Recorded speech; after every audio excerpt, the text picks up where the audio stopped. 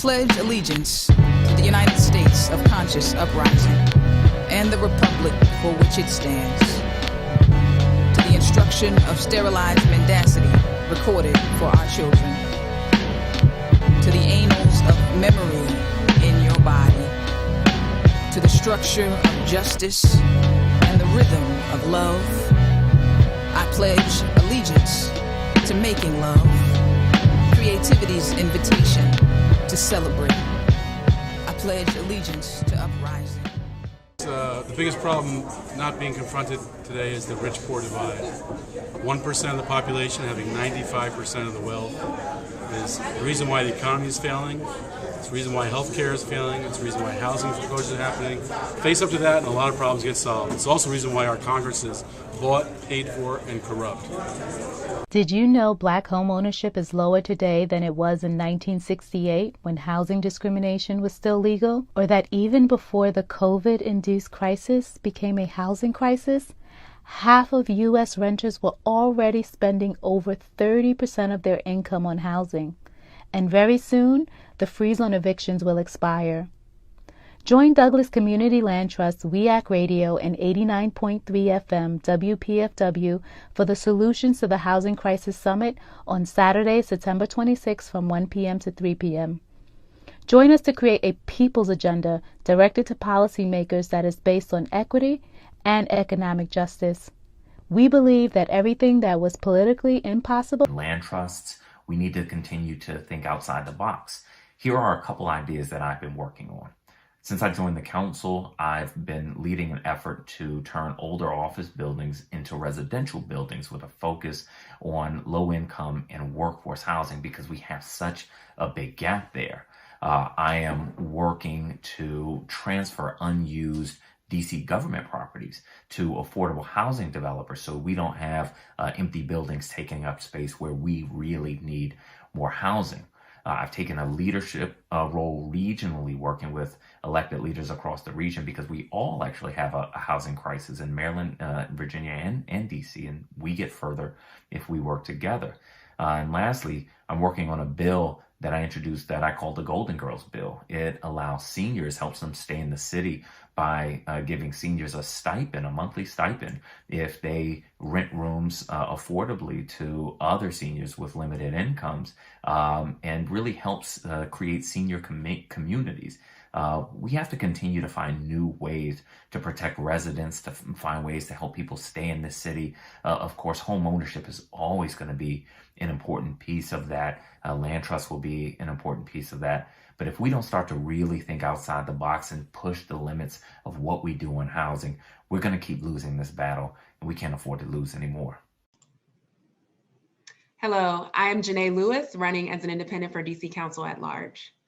I live in Ward 7, my church is in Ward 1, and I went to high school in Georgetown. Some might say these are completely different worlds because of the decisions coming out of the Wilson building that make that true. But it's time for a new vision where everyone who calls DC home can live here their entire lives and thrive. But too many people we know have been pushed out because it costs too much to live here.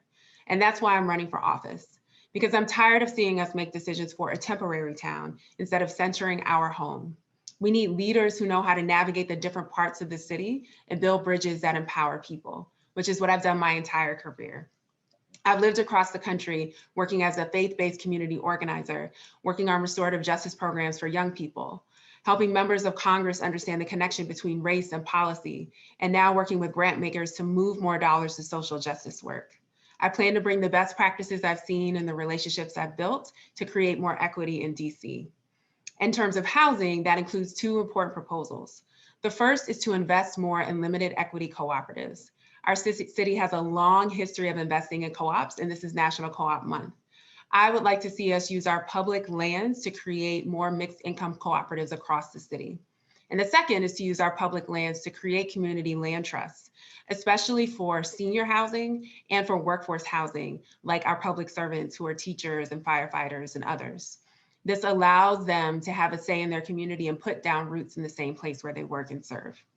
These are long-term solutions, of course, and we are facing an eviction crisis. So I would expand rent control and remove dangerous loopholes as has been proposed in the council. I also would look to include a provision in the emergency rental assistance program for small landlords and increase enforcement and also extend the period when people can apply for emergency assistance.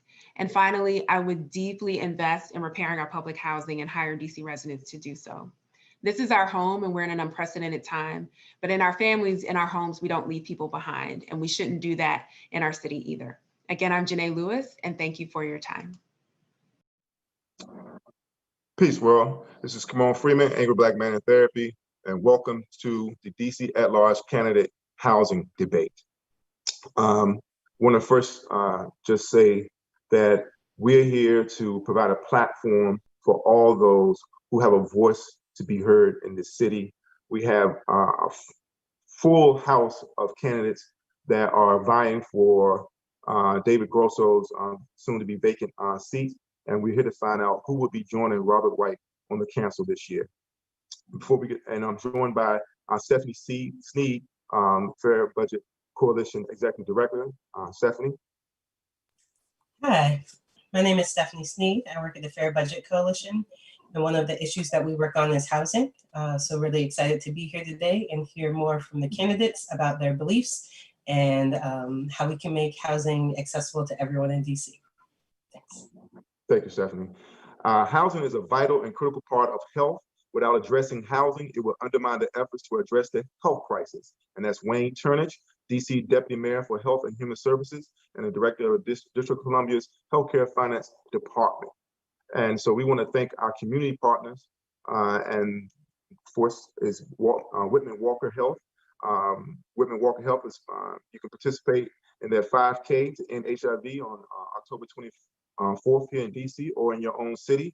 This event raises hundreds of thousands of dollars to support their mission. It also helps them provide care to over 20,000 people every year. So you can walk, run, or donate through December 31st at walkendhiv.org. And that's hashtag walk to end HIV. And our other community partner is the Douglas Community Land Trust, a racial and economic equity membership organization. They have trainings on fair housing rights, responsibilities, and remedies presented by the Office of the Attorney General this Wednesday, October 21st at 5:30 p.m. Individuals and households looking for housing, as well as cooperative boards, will receive an update on anti-discrimination requirements, as well as emergency COVID legislation. And for more details or become a member of the Douglas Community Land Trust, you can visit douglasclt.org. And that's douglasclt.org. All right, so now, before we get started with this panel, we had a special guest that's joining us because as Councilman Robert White, the incumbent, said that we must think outside the box. So here to join us to help us think outside the box about housing and solutions to the housing crisis is Marie Dennis from the Asasi community. Please correct me if I'm wrong, Ms. Marie Dennis, the floor is yours. Thank you, Kamon. Thank you for inviting me to say a few words about Asasi community where I've lived for the last 33 years. We are participants in the Douglas Community Land Trust and have a strong commitment to just and truly affordable housing. We're a community right now of about between 12 and 15 people. We own 2 houses in the Parkview Petworth neighborhood of Washington. We own them as a corporation. We are a nonprofit corporation, but we're not tax exempt because we believe that we owe taxes to the District of Columbia. Purpose of our community is to try to live together in a socially and environmentally responsible way. And we believe that there are very many different ways to do that, but that it is easier to do with shared housing than it is if everyone has their own house or lives alone. As I said, we have usually between 12 and 15 members. We are very diverse in terms of age. We have families, couples, singles, some from many different faith traditions. We have ethnic and racial diversity in our community. You join the community through an interview, which is a fairly serious interview, but our daily life is one of literally sharing life together. We are much more than a group home. We share all of the tasks and work of the households. We share the costs of the households. We have a very horizontal leadership style. So no one's in charge. We're all responsible and in charge. One interesting thing might be that we have always shared the costs of running our household so that each person or family pays according to the number of wage earners in their family. If someone for a while is unemployed, they might not pay anything, or they pay what they can for a while. It's a very simple structure that has afforded many people an opportunity to live in this city at an affordable rate over 33 years. I think that's probably enough for me to say at this point, but when you think about thinking outside the box, that is what we've been doing for the last 30 years in DC, and it's been both successful and a very satisfying way to live. Thank you. Thank you. And Ms. Marie Dennis, do you care to leave any information that people can contact you on to learn more about your collective efforts to address the housing crisis in your own way? I can do that. You want me to put it in the chat maybe? Yeah, you can put it in the chat, and you can also announce if you feel up to being barraged by questions and comments from the public. If not, you can leave it in chat and they can contact We Act Radio, and we'll filter the responses. Okay, why did I put it in chat? Okay, thank you. All right, now we're about to get started. Joining us here today, we have Ed Lazier, Marcus Goodwin, Monica Palacio, Chandra J. Rahman, Ann Wilcox, Marcus Batchelor, Will Merrifield, Christina Henderson, Claudia Barrigan, and you already heard from incumbent Robert White, and you also heard from Janae Lewis.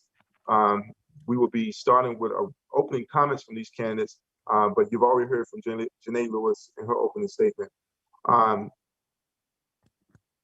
So we'll start first with Ed Lazier for his opening statement. Great, thank you everyone for being here. How long do I have, Kamon? Should I, a couple minutes? 2 minutes, sir. All right, thank 2 minutes and counting. 1:59.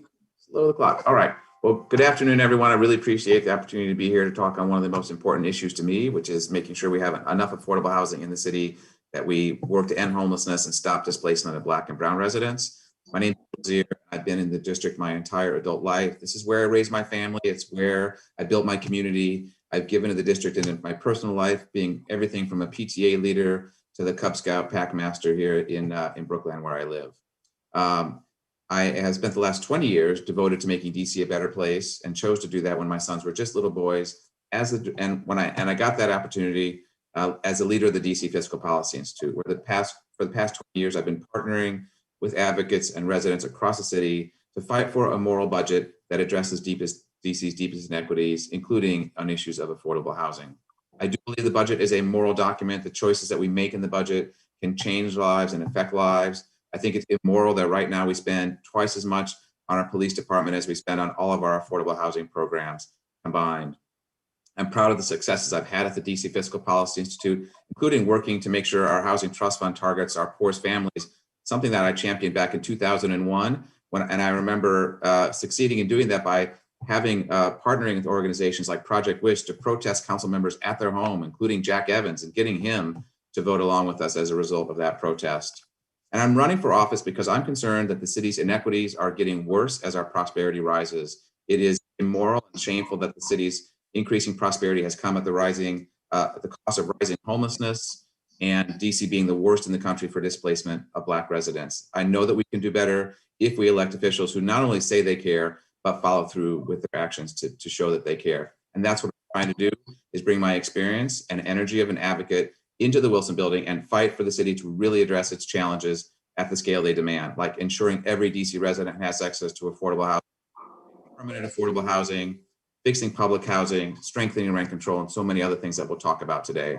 I'm really honored that I've been endorsed by a range of progressive leaders in the city, including Councilmember Silverman and Nadeau, and soon to be Councilmember Janice Lewis George in Ward 4, by a host of labor unions, every single environmental organization in the city that's made an endorsement, and a number of social justice organizations like Jews United for Justice, the Working Families Party, the Democratic Socialists of America, and DC for Democracy.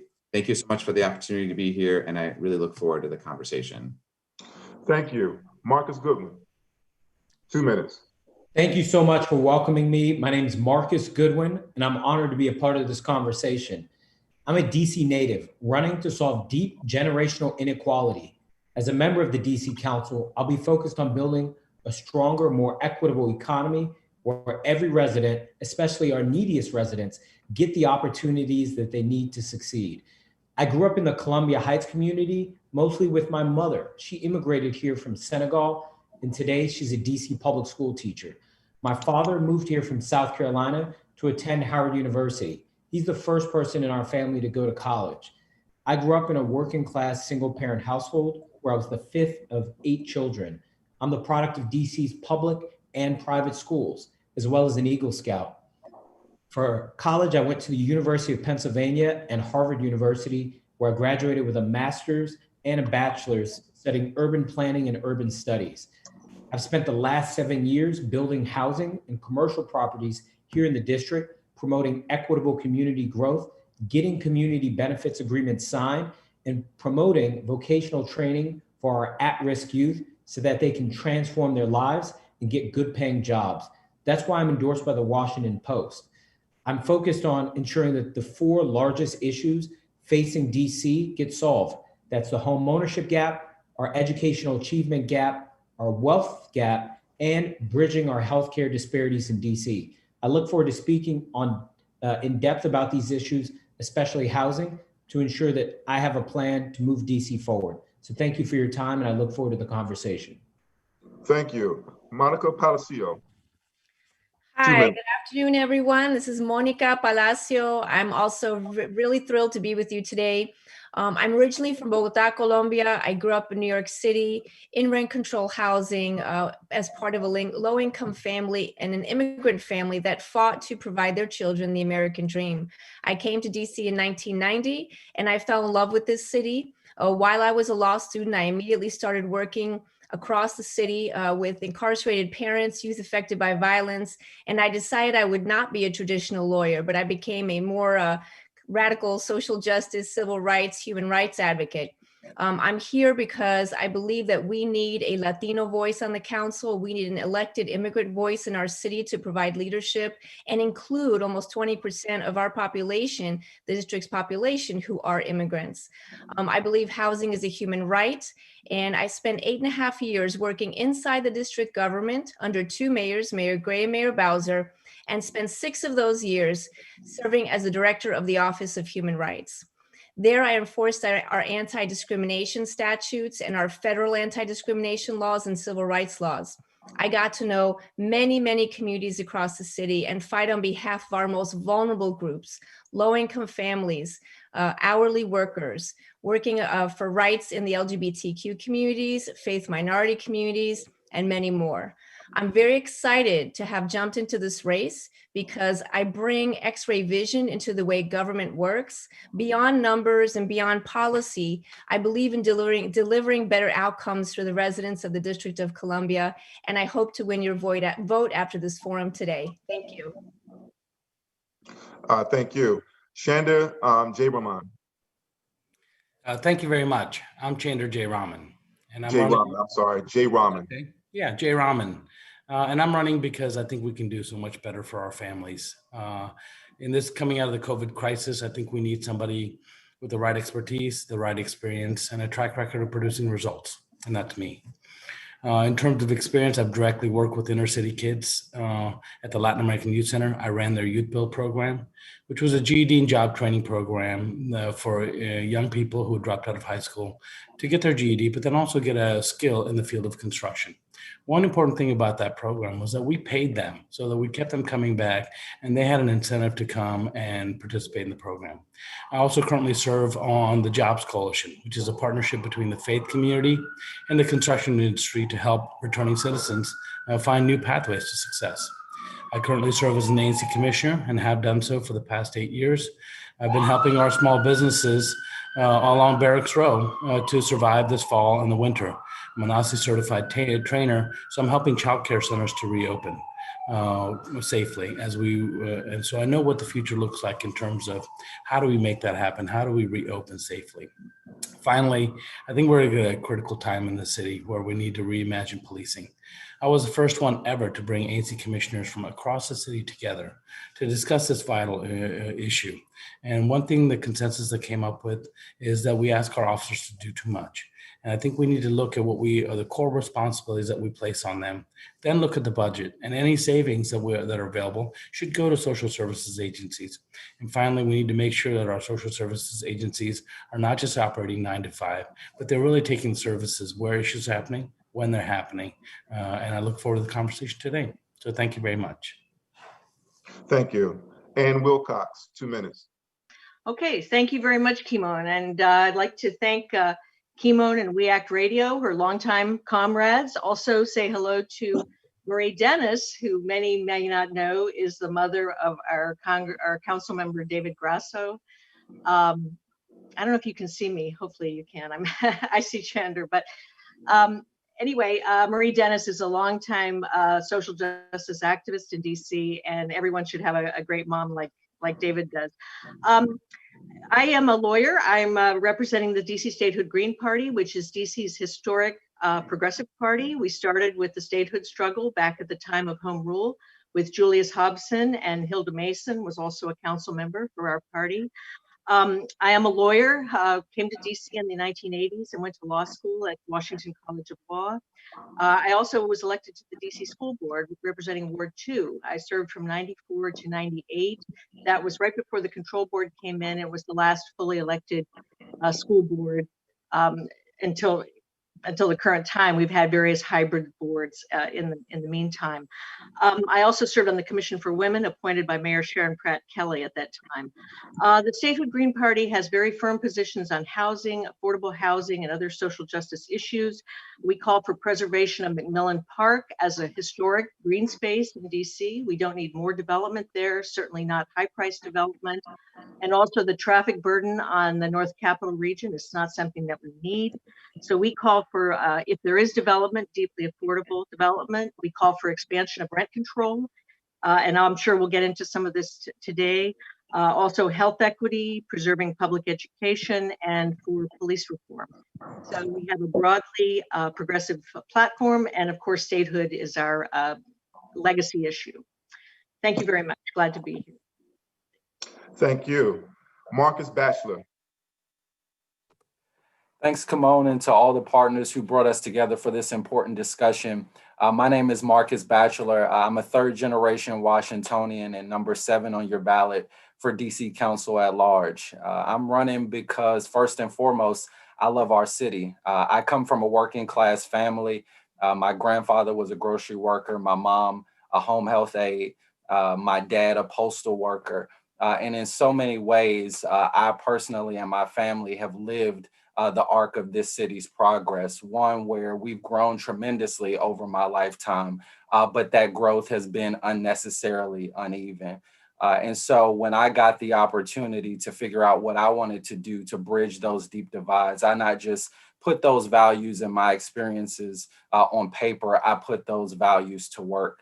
I got my start in activism, organizing around DC statehood and serving as DC's youth mayor, and went on to work on the ground for almost a decade in nonprofit and government, working to bridge our deepest divides. And then over the last 6 years have gotten the opportunity to serve my neighbors in elected office, first as an advisory neighborhood commissioner, and now as the Ward 8 representative and vice president of the DC State Board of Education, where I've worked both as a policymaker and a community leader to get things done on behalf of DC residents. And while I think that that experience will be a value add to the residents and to the council, I also believe that it's time, when we're talking about our city's deepest divides, including housing affordability, that we also elect leaders with the right perspective. I'm keenly aware that we have not had an at-large member elected to the council from east of the Anacostia River in a decade. And if we're serious about not just pushing the solutions that are going to bridge our deepest divides, but putting those folks closest to the pain in those divides in office to make sure that they not just get platform points, but power, then this election is the time to do that. And this moment is the time to address those critical issues. I look forward to having a discussion about how we make this a city that works for everyone, including a place where everyone can find truly affordable housing across income levels. And I look forward to fighting for that vision over the next 4 years on the DC Council. Thanks so much. Thank you. Will Merrifield. Hey, my name's Will Merrifield. Prior to running for DC Council, I was an attorney at the Washington Legal Clinic for the Homeless for the past 8 years. And during my work at the legal clinic, my job was to represent tenant associations across the District of Columbia facing displacement through large-scale redevelopment projects. I fought with people on the front lines to ensure that their housing stayed affordable and that they were not displaced through those projects. And what I've seen in doing that work, unfortunately, is that way too often our local elected leaders are working directly with politically connected developers in order and giving them hundreds of millions of dollars of our taxpayer money and our public land to build luxury housing that is not affordable for working class people. It is causing mass displacement, it's causing increased rents for everyone, and we're dealing with a horrific family homeless crisis on the back end of it. I'm running a campaign in direct opposition to that. I'm running on a platform to create truly affordable mixed income housing that actually pays for itself. It's called social housing. We are basing our model off the model in Vienna, Austria, where they've come very close to achieving a human right to housing. I'm running on a jobs program to put people back to work in order to build the thousands of units of green social housing necessary to solve the affordable housing crisis, get money in people's pockets, and get that money recycled back into the local economy post-pandemic in order to jumpstart our local economy. Also, I live in Deanwood. It's very important when I speak with my neighbors that they have a quality neighborhood public school to send their children to, should they choose to do so. So I'm going to be laser focused to ensure that we're reinvesting in neighborhood public schools so that every child in the District of Columbia has access to a world-class education, no matter where they live, and specifically that we're investing in communities and schools east of the river, which have been disinvested in too long. I look forward to the conversation this afternoon, and thanks for having me. Thank you. Christina Henderson. Awesome. Great. Thank you so much for having me for this conversation. My name is Christina Henderson, and I'm one of the candidates for DC Council at Large. I'm the daughter of an Army veteran and a retired New York City bus driver. My parents have always instilled in my siblings and I the value of hard work, collective action, and fighting for what you believe in. And that's what I've tried to do for my entire career. I worked on political campaigns to help get some good people elected to office. I've worked for a couple of school systems, including DCPS. I've advised and worked with U.S. senators, which is what I do in my day job. And for 5 years, I had the pleasure and honor of serving residents in the district, first at DCPS and then for 4 years at the DC Council. I was Councilmember David Grosso's first legislative director. And then when he became chair of the Committee on Education, I served as the committee director for 2 years before leaving for my current work. The thread throughout my entire career has been about helping working families and children succeed, because I truly, truly believe that one zip code should not be a barrier to your opportunity for success. And unfortunately, in the district, we know that's not the case, and that's why I'm running. I'm running because I believe we need a more equitable DC, and because I believe we need more council members who are focused in on policies that are going to make DC more equitable and sustainable for us all. There are a number of things that are a part of my priorities and platform, but relevant to this conversation is certainly housing. I feel like housing is tied to all the various other aspects, whether it be education, healthcare, other types of amenities in terms of equitable growth, like public housing, public transportation, and having a grocery store. One of the things that I really want to focus on as a council member is preservation. How do we preserve the affordable units that we already have, whether it be the over 8,000 public housing units that we have, many of which are in disrepair, or expanding rent control laws, but also how do we boost affordable home ownership so that we're building generational wealth and equity in our city. So I look forward to having a conversation today. And again, thanks for the invitation. Thank you. Claudia Berrigan. There we go. Sorry. Thank you so much. Muchas gracias, Kimon, for including me. My name is Claudia Barragan, and I embody the city's ethnic diversity. I'm an immigrant of Indigenous heritage. I represent 20% of the district's population. a community that has historically been marginalized from power. Unlike other candidates, my immigrant story takes place here in DC and the region. I have been in DC since my family migrated from Bolivia in 1987. Among all Latino candidates, I'm the only tenant who has lived as a tenant for 25 years here in DC. As an elected ANC, I know about the unfairness of this ever gentrifying development decisions that are taking place in the city and at the hands of many ANCs. I am also a former policy staff member for Councilmember Trayon White. I show actions, not promises. In a decade, I drafted, implemented, participated, and advocated on over 40 bills, 28 of which became law, 8 of which are directly on equitable housing. I'm the only candidate with 20 years of expertise in urban planning. I didn't just go to school for it. I've been doing planning for 20 years. I'm also an expert in land use and zoning and environmental policy, specifically environmental justice. I bring unique technical skill sets that others just do not have. As a practicing urban planner, my priority is to establish equitable development policies that guarantee justice, not just fairness in land use, transportation, housing, health, environment, education, and cultural preservation.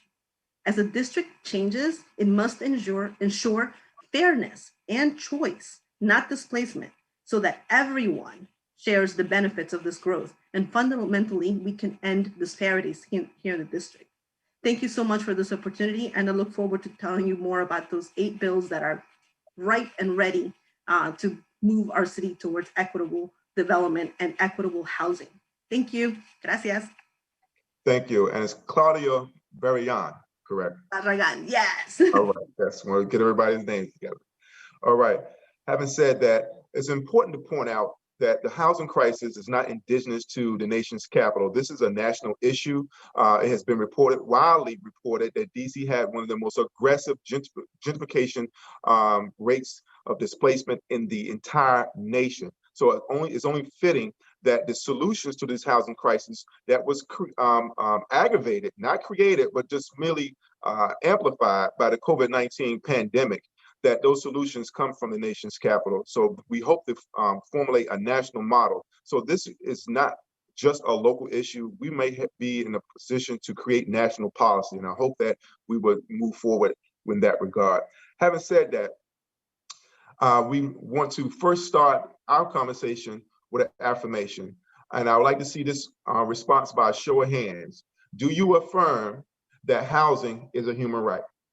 And we can show it by hands for those who are affirming that housing is a human right, because we have to have a foundation on addressing. All right, so we're going to have to do that one more time, because we want to make sure that the Brady Bunch picture was visible to our audience. So I'll move along, and they'll let me know when we're ready for the Brady Bunch setup. Martin Luther King says the evils of capitalism are as real as the evils of militarism and racism. Having said that, I will do a round of responses on whether or not you support council.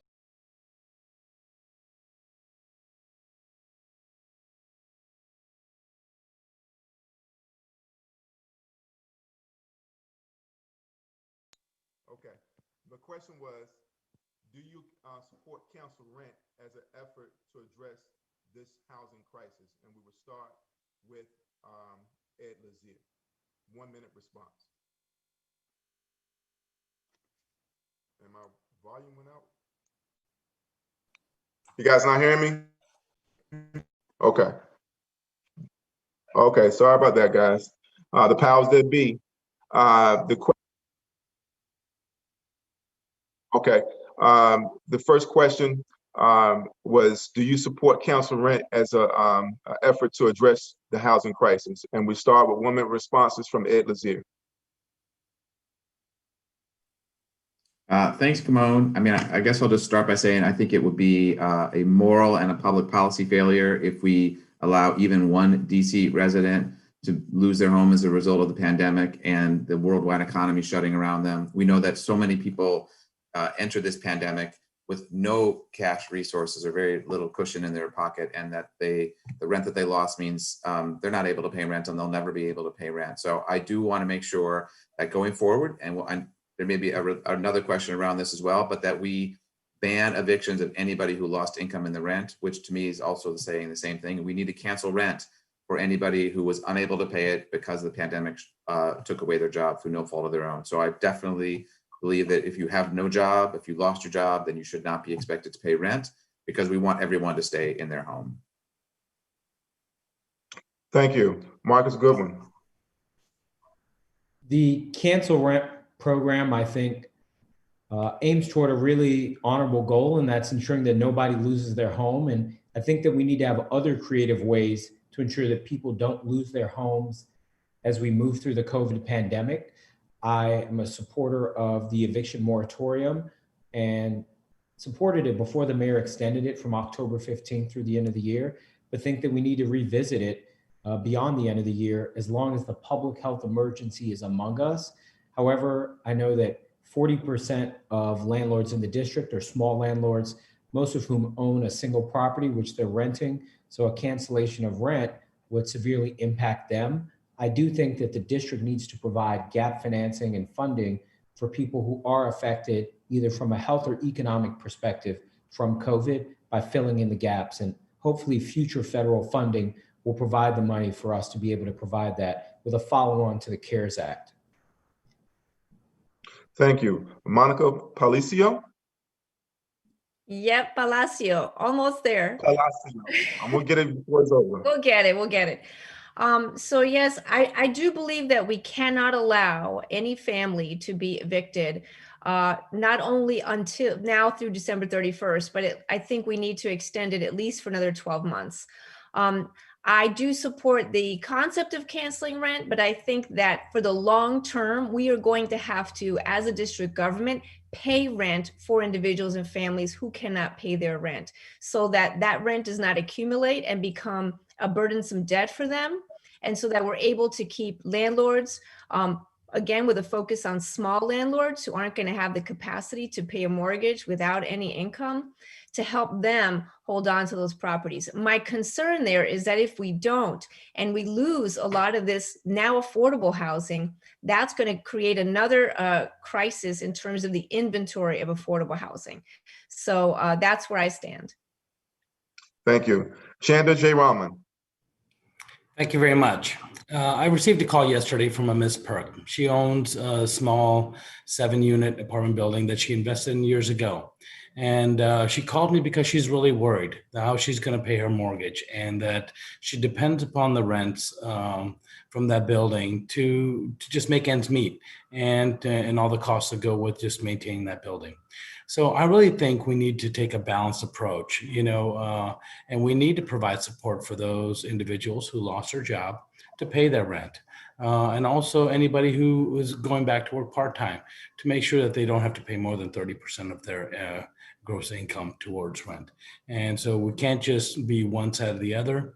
I think we need to all come back together. So I think there needs to be a balance where we do support those small property owners that are counting on the rent, and so that we don't actually exacerbate the problem that we have now. And so is cancel rent the simplistic answer to a very, very complicated subject?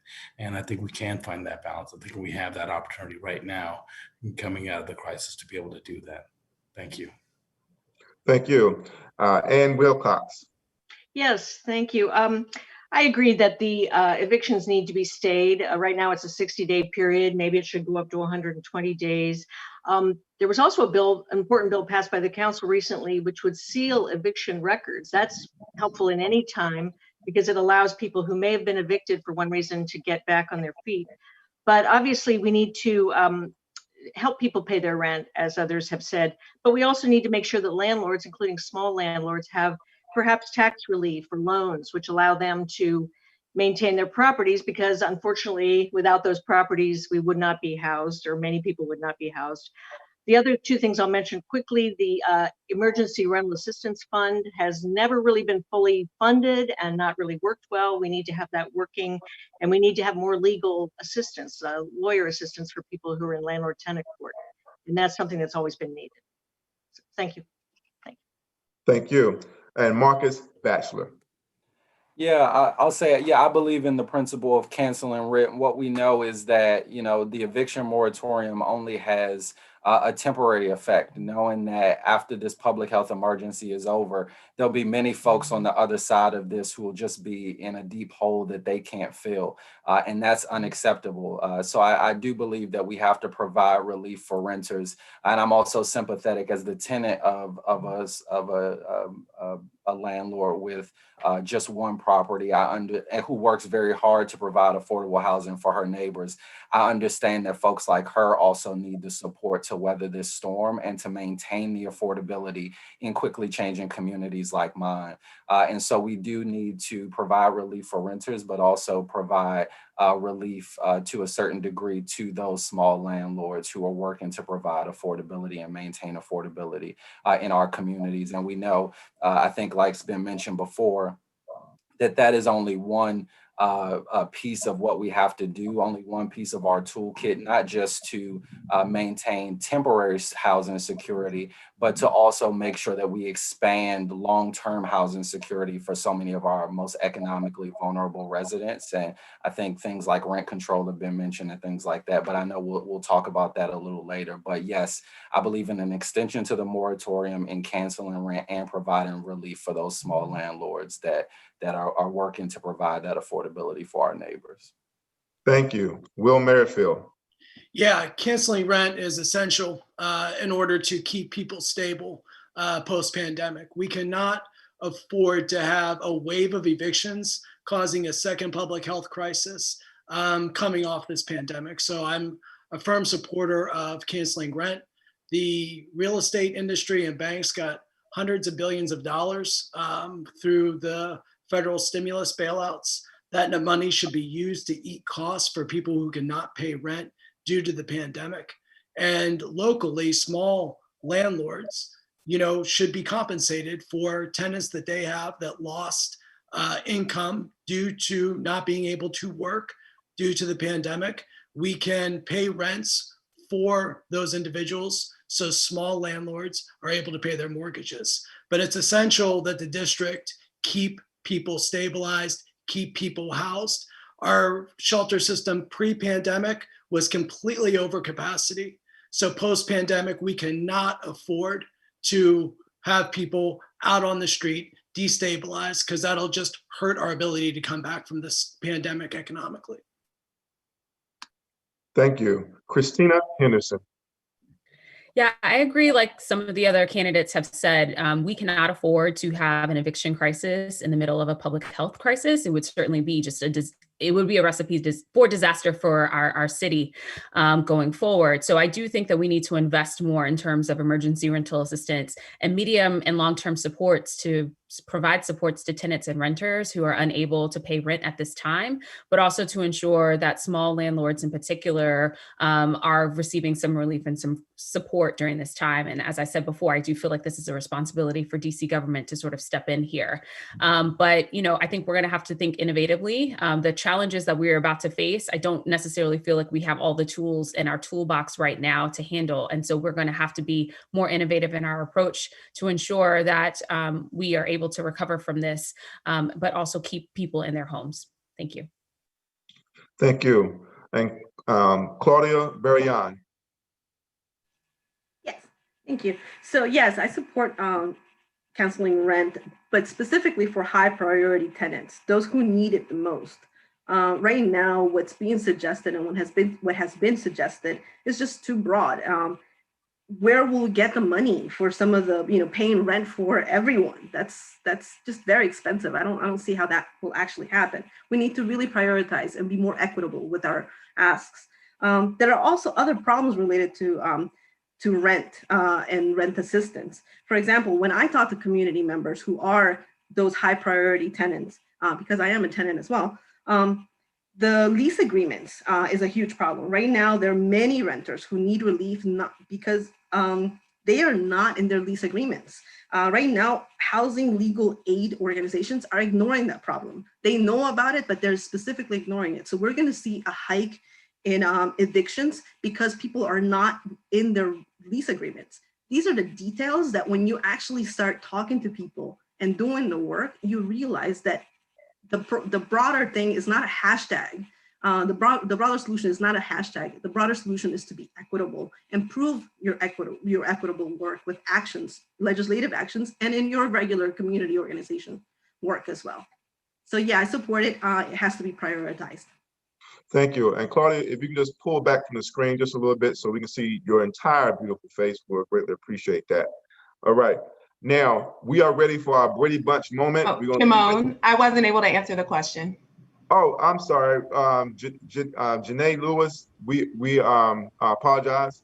We do need to get a response from you. We're rounding out with our 10th response for this, and I apologize. Please go right ahead. The floor is yours, Janae Lewis. No problem. So yes, I agree that we need to cancel rent for those who've lost their jobs through the duration of the public health emergency. And I say this as a person who owns a property in another state where I used to live and who rents it out. I was interviewed for an article in the Final Call, and I talked specifically about why I take this position. One is because I know that our financial system benefits people like me who are landlords. And we're not talking about that. We're not talking about the fact that at the end of the year, any loss that I experience on renting out my house can be taken off my taxes, and most likely I'll get a tax refund for that. So I think for small landlords in Washington, D.C., we need to invest in supporting them in making sure that they can recoup some of that loss in their taxes, and also better negotiating with their mortgage companies to defer the payment of their mortgages after the public health crisis, so that in canceling rent, they're not up for paying those mortgages. And I also think that we need to look at some of the long-term solutions that other folks have mentioned. But in the short term, I do think that it's plausible to cancel rent, and supporting renters during this crisis and supporting small landlords are not mutually exclusive. Absolutely. We definitely want to distinguish between small businesses and local small landlords such as yourself and the multinational corporations that don't even live here, that owns vast swathes of property. And as Chris Rock said in the New York Times, no one is more inhumane to human beings than landlords. All right. Now, having said that, we're ready for our Brady Bunch moment. We are ready to affirm whether or not you agree that housing is a human right. And that's just for the display for the record. Thank you for the Brady Bunch moment. Everyone can see that. All right, looking mostly good. Eleanor Roosevelt, the greatest Floydist in the history of America, said that housing is a human right, and it was put into the Universal Declaration of Human Rights, just for a point of reference. Now with that, I will turn the floor over to my lovely assistant, who is co-moderating this panel. She is the Executive Director of Fair Budget Coalition, Stephanie Sneed. The floor is yours. Thank you so much. I know we touched briefly upon canceling rent, and I know people kind of addressed further things, but want to hear kind of directly what action you would support when the eviction moratorium ends. Many housing experts and renters foresee a looming eviction crisis. If elected, how would you support renters? So specifically, unable to pay their rent, aside from canceling rent. And I'm going to go ahead and start with Ed, and you have 1 minute. Great, thank you. And I'm happy to keep going first. I'm also happy with future questions if you want to give other people a chance to go early on as well, Stephanie. So as I said, I think we have to set as a public policy goal, as a communal goal, that literally nobody loses their home as a result of the pandemic and their jobs shutting down around them. And the only way that I can think of to do that is to literally put into legislation that we ban evictions. So I proposed it all throughout my campaign. And as a council member, it's the top thing that will be on my mind and priority list in January, that we pass legislation that says if you got behind in the rent in the pandemic, that you could never be evicted for that. No landlord could ever submit a writ of eviction that covered a period of the pandemic, even 10 years from now, if you could show that you had lost income during the pandemic. I think that's the only solution. As others have noted, I understand that would create hardship for some landlords, particularly small landlords. So I do also think it should be paired with an increase in the city's emergency rental assistance fund and creation of a new landlord relief fund that smaller landlords that could show they're facing extreme hardship could tap. I just think, I strongly believe that the only way to protect people is to ban evictions. So they're facing extreme hardship could tap. I just think, I strongly believe that the only way to protect. All right, same question posed to you, Marcus Goodwin. Thank you. I know that the district has resources that we need to put at the forefront of allocating more dollars to ensure that everyone has a place to live. And we don't let anyone who has been economically or from a health perspective impacted by COVID lose their home or be at risk of being displaced from their home. That's why I believe there are many solutions, such as working together to look at the commercial and residential property tax assessment and allocating some of the funds and gross receipts from property taxes to provide and create funding for people to be able to get caught up on their rent or be caught up on any outstanding obligations that they were falling behind on due to the pandemic. We also need to advocate, again, at the federal level to get a follow-on of the CARES Act that provides more relief funding, as well as the $755 million that the District of Columbia was cheated out of in the initial CARES Act. I know as a member of council, I would focus on using our platform to elevate the issue of ensuring that DC residents get their fair and just due, because we pay more federal taxes than 21 states around the country. Thank you, Marcus. Kicking it over to you, Monica. Hi, yes, I agree. We need to tap into those rainy day funds without destabilizing our credit status, so that if we need to borrow money, we can borrow money in the future. So we need to tap into rainy day funds to help residents pay their rent, but also hold on to their homes if they're at risk of losing them. But I also want to point out to the incredible power imbalance when a landlord goes up against a tenant. And I think we need to do more to create legal resources and create support services for tenants so they can organize, they can protect their rights and interests they have in the properties they have, they can exercise their TOPA rights, and they can understand that there are mechanisms available to support them and help them. Because again, as an attorney, I see again and again how residents forego their rights simply because they don't know them. So I think as a council member, I'll work aggressively to make sure that we help residents and tenants know their rights and exercise those rights in the months and years to come. Thank you, Monica. Passing the question along to you, Chanda. Thank you so much. Paying rent, it really comes down to having a good paying job. And that's part of my focus of what I've done for many, many years, whether working with young people to generate revenues. And I think that's one of the fundamental things we need to do. There are going to be a whole group of individuals, particularly in the restaurant and hospitality industry, that are not going to have that option coming out of this. And likewise, I think there's going to be a lot of continued increase in vacancy of buildings, particularly commercial buildings in the downtown corridors. And so I think we need to repurpose those buildings to generate more housing stock in our city. And I think that is doable. And anymore, with more companies working virtually, I think we have that opportunity to be able to generate those new units. I also think we need to take care of our homeless. The conditions that we put them in is just untenable. Particularly with COVID. I'm proposing small micro units that provide dignity and privacy and coupled with supports within the building so that they can get the supports that they need as we come out of this pandemic. Thank you so much. Same question to you, Anne. Yes, thank you. As Chandra says, we need to provide jobs, and also I would add unemployment compensation for people.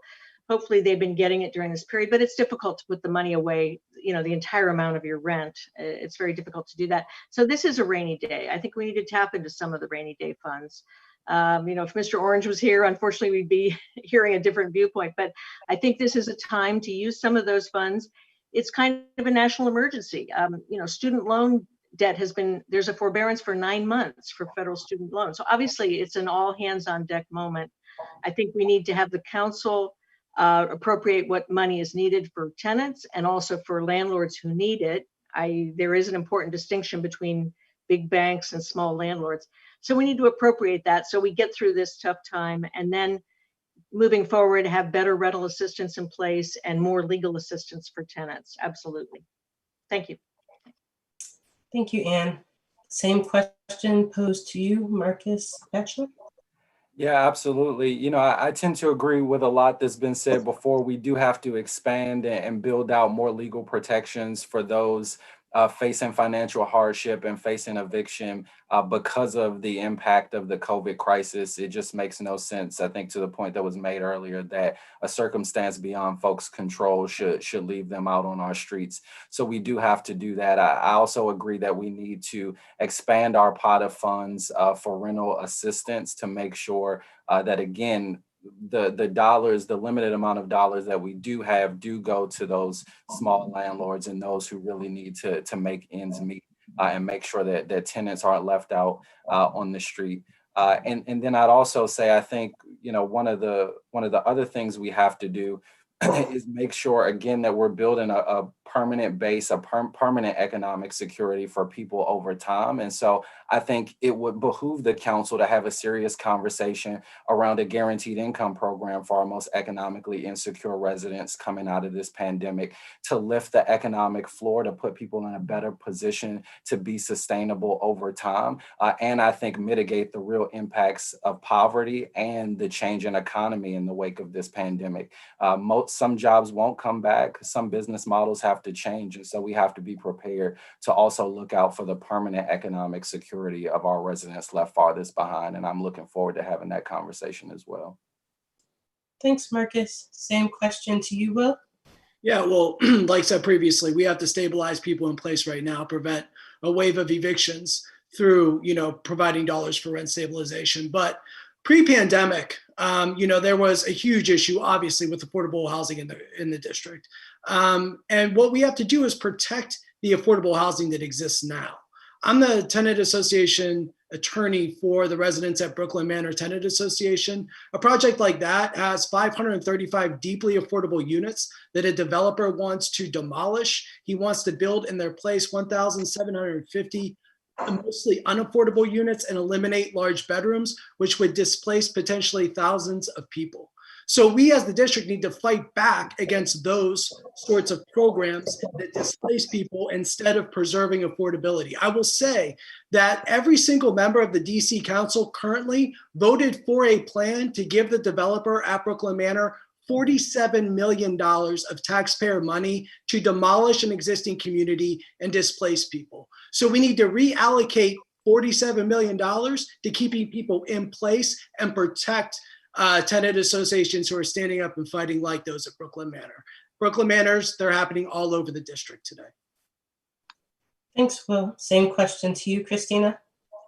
Yeah, as I said earlier, I definitely think that we need to do more in terms of increasing our pot for emergency rental assistance. I think that the council recently did legislation to sort of change the terms in terms of allowing a different income level, but also for folks to get assistance for longer, which I think is great, except for they didn't add any additional funding to that pot, which means it's going to go much quicker. And I think we have a lot more people who are going to be interested and need to receive some type of relief from that pot. But I do want to go back to something that Anne said, and I think Marcus also raised this as well. A couple of weeks ago, there was an article in DCS talking about the eviction process, in particular, the process servers and, the holes in the whole eviction process. And I do think that there are going to be some reforms that are needed to ensure that landlords are playing by the rules, even when the eviction moratorium is in place and then thereafter. There's going to need to be a lot more oversight. There's going to need to be audits that happen. And we're going to need to invest more in legal aid and assistance, because just because the law says what the law says, we know that implementation is something completely different. So I just want to raise that point again. Thank you, Christina. Same question posed to you, Claudia. Yes, as I mentioned, being targeted with our holistic tenant relief, which I think is a question, will be critical, especially with future tight budgets that we're going to start seeing. What is being proposed by a lot of people right now, by a lot of the candidates, is just very costly. Also, we need to understand that tenant displacement is an offset of gentrification. So when you address gentrification, you are addressing displacement of tenants. Gentrification is defined as neighborhoods that see an economic expansion, meaning higher income tenants, and a net decline in low income tenants. That's why I want to make it more targeted. If we continue providing relief to high income tenants, we're not going to address gentrification and displacement. So I want to ensure that the bill that I drafted, Bill B230353, East of the River High Risk Displacement Prevention Services, gets pushed through council. Right now, the big bottleneck is the Chairman Mendelson.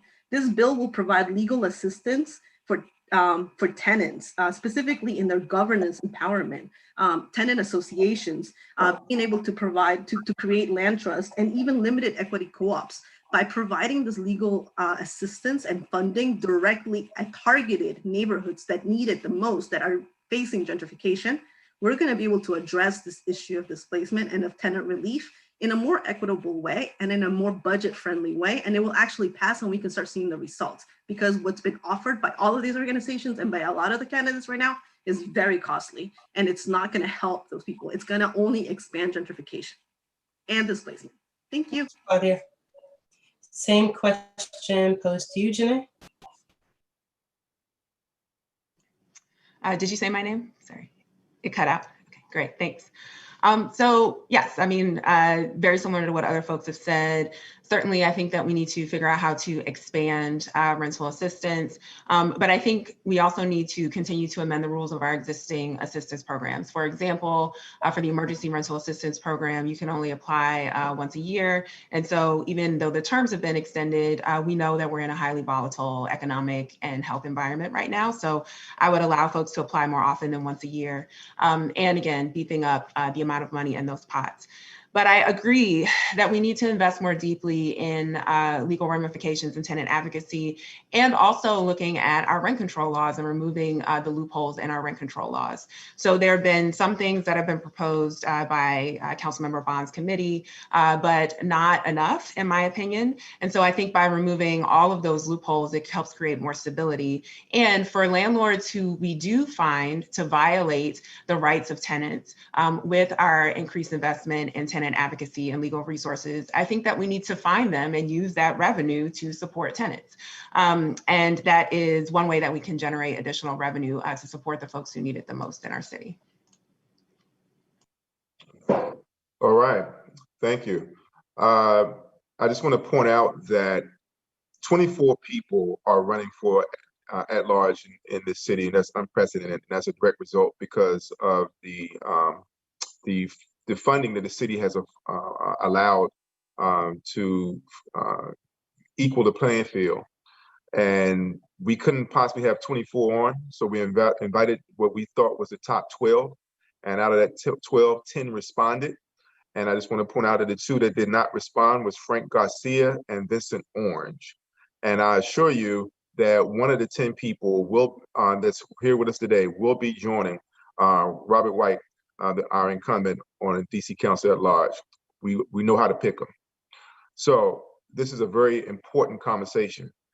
And having said that, what emerging policies are you watching in other cities, whether it's across this country or around the world, that could be viable if they were implemented here to address the housing crisis?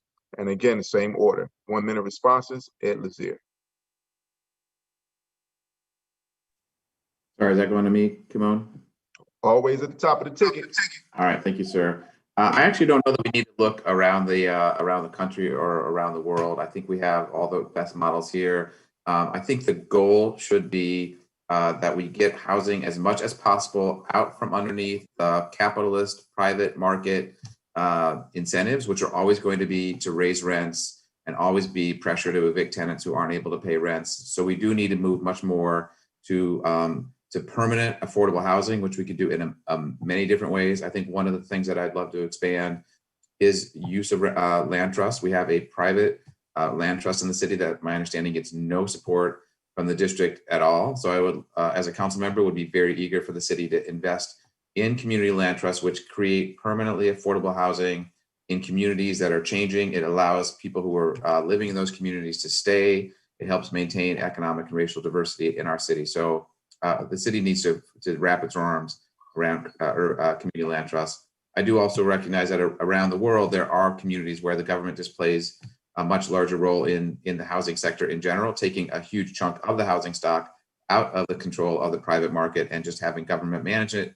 which allows it to maintain housing prices, to create democratic institutions within those housing developments for tenants. And I think we should be focusing on that as more, which I know Will talks about a lot, the social housing model. I think we have definitely need to start moving forward on that.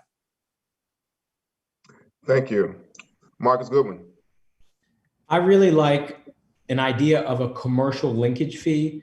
It's something that's used in Seattle, and this affordable housing strategy creates a program where developers who are building a housing pay an additional fee on top of the proposed commercial development that they're looking to approve, where they can get a slight bonus in the density that they would be approved for. And then the fee that they're paying, which becomes a tax, gets contributed back into an affordable housing fund, which the district manages. And I would say it could either go into the Housing Production Trust Fund or another separately designated fund like a workforce housing fund to allow our emergency medical workers, police, teachers, firefighters to find an affordable home for either rental or ownership purposes. So I think that assessing a new fee that's optional for developers to propose a project to pay will allow us to be able to build more affordable housing and aim more toward our goals. And there will be a dual incentive in that. Thank you. Monica Palacio. Perfect, thank you. You did it. So I'm really thrilled to say that I've learned so much by listening to We Act Radio in the last few months. And I love the model of housing cooperatives that we've seen. I love the model of community land trusts. And while I come at this from a civil rights and human rights point of view, which means enforcement, right? Preventing discrimination, helping families rent places, even though they might have a housing voucher and face mistreatment, right? If they have a certain number of kids or a certain size family. We need to think about families in the city, and we need the laws to protect families. That is what my platform is about. I love the idea of housing cooperatives. For 16 years, I lived in shared housing in a group house, and it was an incredible model. And listening to Ms. Marie Dennis, for me, gives me a vision of how we can be more radical in thinking about to build cooperative housing for more DC residents. So that's how I feel about the issue. All right, thank you. 2 times. Chandra J. Raman. Excellent. Ed and Will talk about the social housing model, and I have a real issue with it. It assumes that government has a capacity and knows how to do it right. And we've seen for decades that they have no idea how to get it right. They're so far from it that our housing stock is suffering, so throwing money at a problem and saying, oh, government can just do it, I think is wrong, especially because they've shown that they can't do it. And so I believe in providing opportunities for people to help build and be part of it. Through the youth built problem model, when you have young people or even anybody who gets into the workforce and helps build a residential building, they should have first dibs on that their sweat equity and income that they put into it, them building it with their own hands, should provide a benefit to them so that they get the first shot at becoming owner or a renter within that building. And I think that's the way to do it, because there's a source of pride when 10 years down the road, somebody says, you know what, I helped build that building. You know what, on top of that, I'm invested because I now lived there as part of the agreement when I helped build it, so I can live there as well. So it's ownership and as well as income, both. Thank you. Ann Wilcox. Yes, thank you. Obviously, other cities do have, rent control, like New York City, co-ops and so forth. One idea that I heard recently, which our host might be interested, San Francisco is going to have a universal basic income for artists. Obviously, that's a different area, but the Green Party has long promoted a universal basic income that would obviously help renters and people who are low and moderate income in all areas. So that's just something I'll throw out. But I think, as Ed said, we have to look locally. we have inclusionary zoning requirements that developers are allowed to skate out of, pay a fine and not enforce the inclusionary zoning. There was a large tract development up at where Fannie Mae was, up on Wisconsin Avenue, across from Sidwell Friends. They were asked by the local ANC to have more affordable housing, or some affordable housing. The mayor didn't approve that. They could have had 20% affordable housing there. Places like McMillan Park, it's a public land near major transportation. So any development there should have 30% affordable housing on any development. So again, we need to take these opportunities that we have to include affordable housing and enforce the laws that are already here. Thank you. Thank you. And I'm sorry, but I have to say this. San Francisco is a great example of everything that went wrong with housing. In the 70s, it was like 13, 14% Black population. It was like the West Hollywood. It's now like 2%. Okay, just want to throw that out there. All right, moving right along. Marcus Batchelor.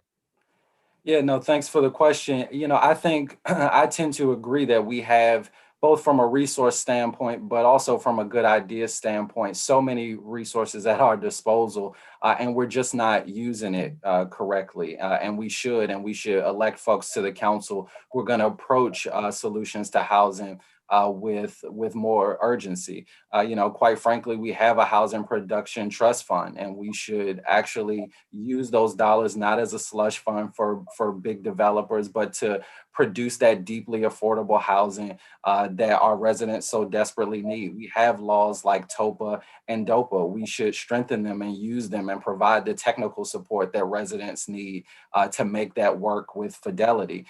In our Housing Production Trust Fund, we have a statutory goal year over year to produce housing for our poorest residents, and pretty consistently we miss that mark. How about we meet it for once with the dollars on both the capital and personnel side to get that money out of the door? We have an antiquated rent control program. Why don't we expand it? Why don't we strengthen it so that we're actually bringing new units of affordable housing into our stock? We have public housing. Why don't we reimagine it and not just make it secure and housing with dignity for our poorest residents, but also the hubs for the resources they need to be economically mobile? Thank you, Marcus. Why don't we maximize? I'll go on. But that's all. Yeah. Sorry, brother. We got to keep it moving. 1 minute. Will Merrifield. Yeah, I'm running on a social housing platform. This is how it works. In social housing, the district would look at housing as an infrastructure project. It builds housing. That housing is non-means tested. It's open to anyone paying 30% of their income in rent. The higher income earners subsidize the lower income earners. Exciting about social housing is because we've removed the profit motive by eliminating developers. 100% of the rent you pay is used productively. It's reinvested back into the building to cover operating costs. At the end of the month, what would have been a big profit for a developer turns into a surplus for the building. That surplus is used to actually pay off the construction loan for the building. So this is a way to build truly affordable mixed income housing that actually pays for itself. We cannot continue to think we can incentivize private developers to solve the affordable housing crisis in DC. If any politician tells you that that's the way to do it, they're either on the take or they're extremely naive. Developers, private developers are in business to make a profit, to maximize profit. They have a duty to their shareholders to do so. They will not solve the affordable housing crisis and get us to a human right to housing. Social housing will. Thank you, Will. Christina Henderson. Yeah, so one of the things I've been talking about during this campaign is how do we do a community land trust that provides DC government having some skin in the game. I do feel like this is one way for us to help build generational equity and wealth in our city and ensure that, neighborhoods are having some affordable housing options for home ownership, not just for renting. I think another thing that could be a viable solution here is there are a number of cities that are transforming vacant commercial property into workforce and affordable housing. I think that's something that we can look at here, especially in the, what will be the aftermath of COVID-19. We're going to see a lot more vacancies in our commercial spaces, and in those that are zoned for commercial and residential, it might be an opportunity for us to utilize that to handle some of our housing needs as well. And then I'm just going to end because we have time. So there we go. Thank you, Christina. All right, yeah. Claudio Barrion. Thank you. So in 2014, Vienna had 40,000 Black residents. What we need to focus is on solutions that fit our demographics and our biases. It's crazy to me to hear Ed Lazier and others talk land trust, yet they have done nothing to push the current community land trust bill that's in council. I don't just listen and learn and fight. I fight for tenants with actions. The bill which I drafted, Bill B230550, Affordable Housing Community Land Trust Program, defines CLTs. It codifies the standards of agreements to include equity. I worked directly with the Douglas CLT to review, draft, and introduce the bill. But supposedly moral advocates just do not use their organization powers to help pass it. Like, where were you guys? Let's do this. This was introduced in November. Let's push this forward. Why? Because bills in council have been gentrified to only be push bills that come from white progressives and gentrifiers, not the people of color in DC, those of us who will definitely benefit from there. So community land trust is there. Let's get moving. Let's push it. We don't need to just sit here and talk about it. Thank you. All right, shots fired. Janae Lewis.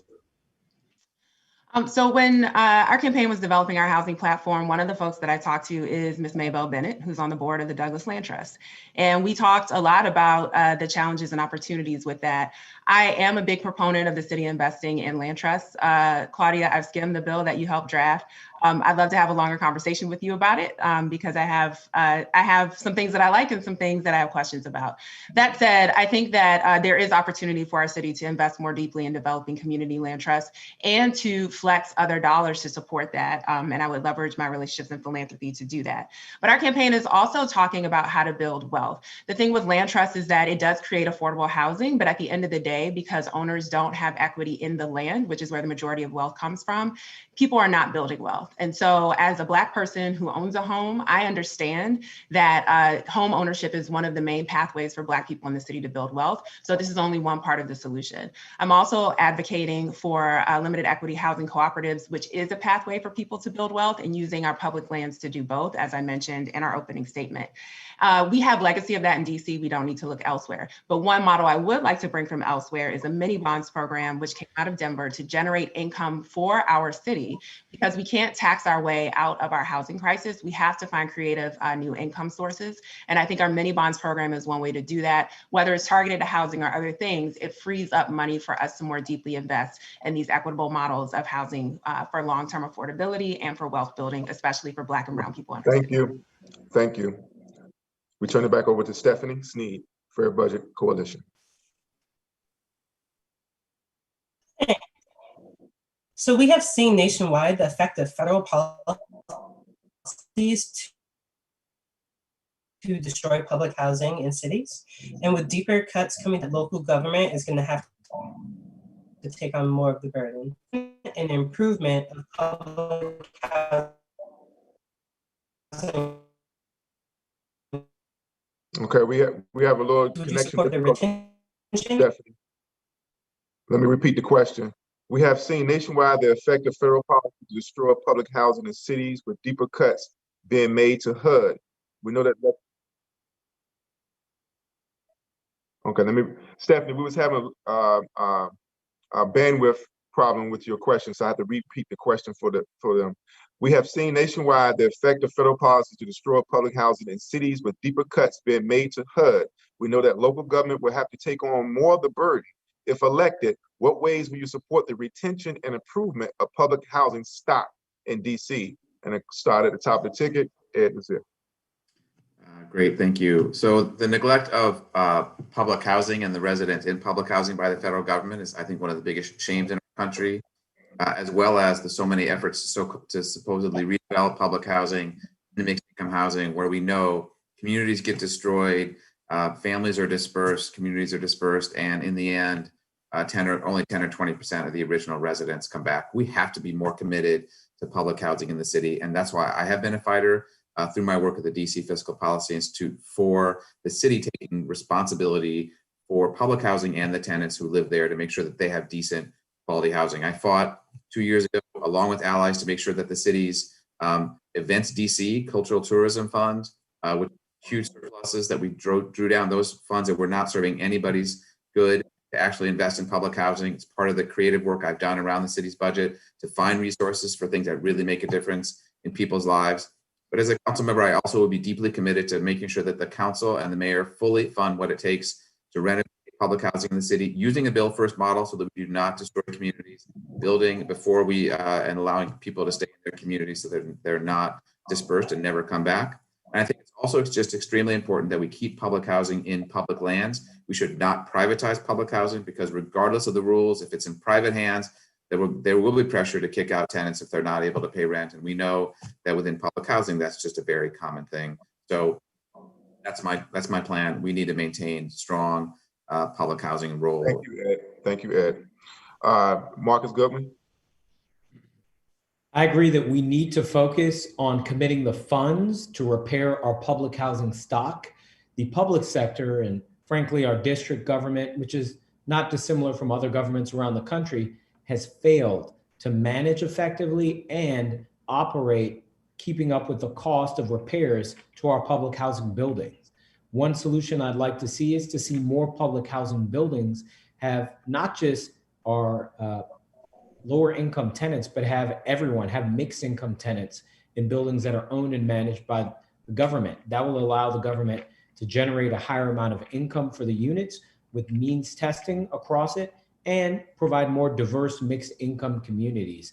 We need to find the money in our budget because frankly, we don't allocate enough to affordable housing, but also public housing to ensure that the repairs that need to be made are committed. So as a member of council, I'd be dedicated to finding the money to keep our public housing within the public sector while also bringing in more than just the neediest of our residents, but bringing in more residents with more investments in getting public housing units to grow across the district. Thank you. I'm sorry, I lost my place here.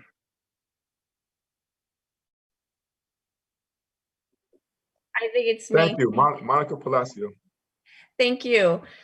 So yes, I agree wholeheartedly that we need to continue to invest in protecting and preserving the housing that we have, the public housing, the low-income housing, and we are facing a crisis at the federal level. Hopefully, those winds of change will work in our favor in the next few years, but we can't rely on that.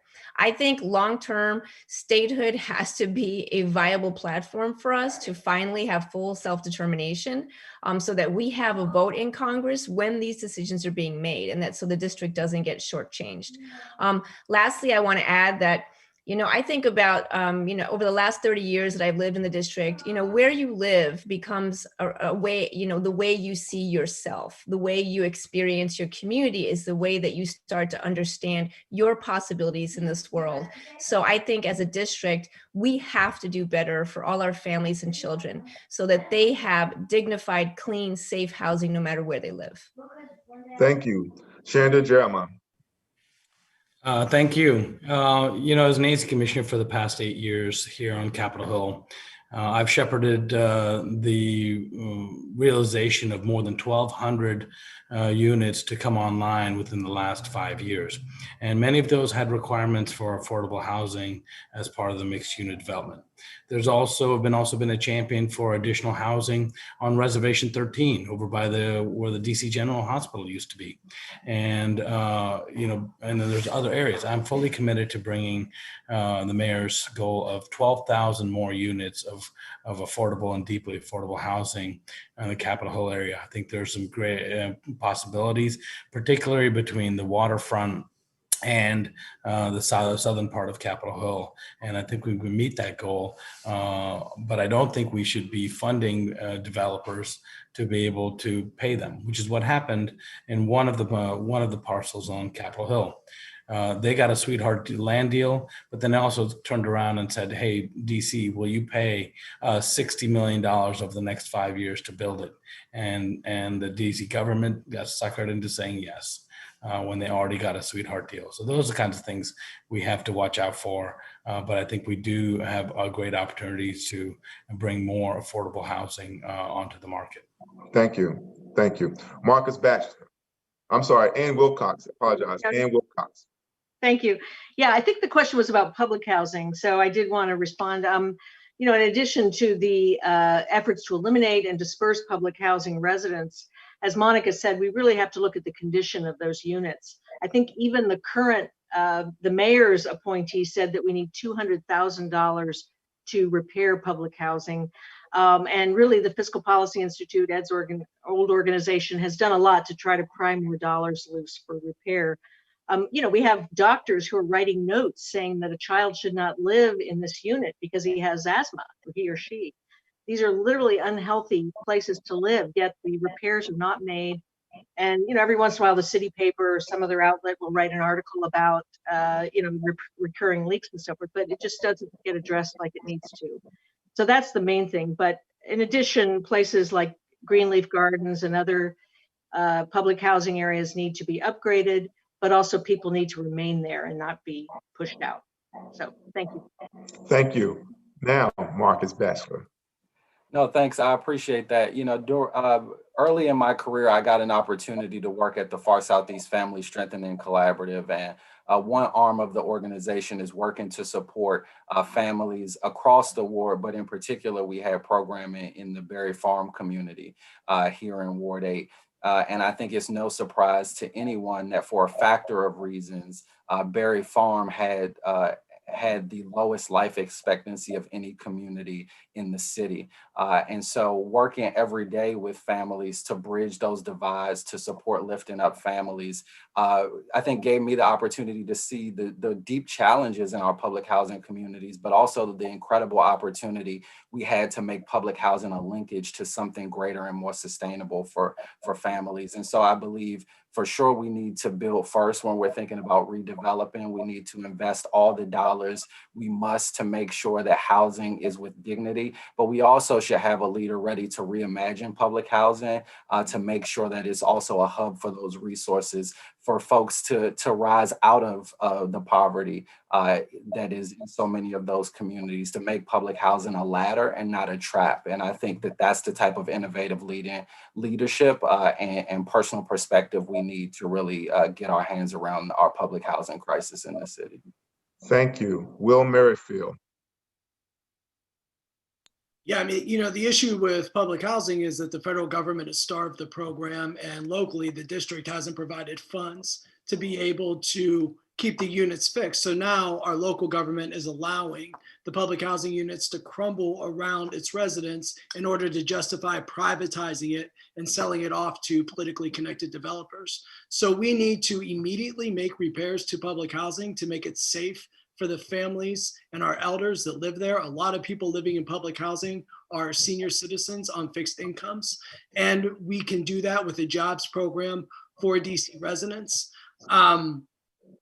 Long-term, we need to, I would like to reimagine social public housing, just like Marcus said. Public housing should be a place where it's a hub of activity for music, art, after-school programs, and that we make public housing the places that the community meets at, wants to be at, instead of these places where, people don't want to go to. We cannot continue to otherize our public housing residents. We need to invest in them, make sure they're living in safe, healthy places.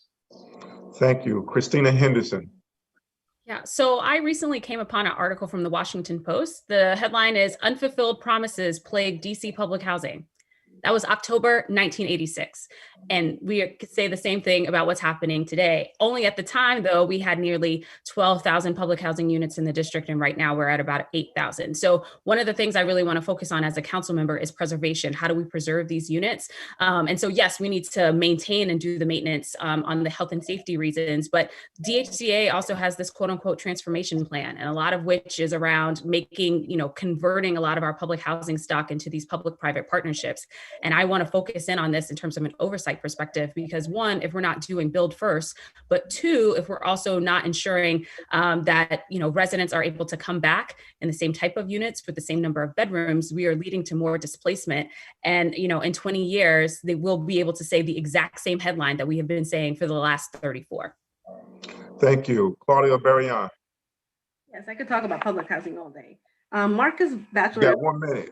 Yep, Marcus Batchelor is right because organizations like Far Southeast Collaborative are doing great work. There's a big difference between organizing and public housing, which often divides residents and encourages DC Housing Authority to stop listening to residents and focus on only organizations. At Garfield Terrace for 2 years, I provided technical assistance to the resident council to push during the transformation plan an agreement in written so that they will get a new building, a one-to-one replacement of their building. I help residents directly to prove that they have the power to stay in and use the current law, because this is all already written in federal law. It's just DCHA not following the law.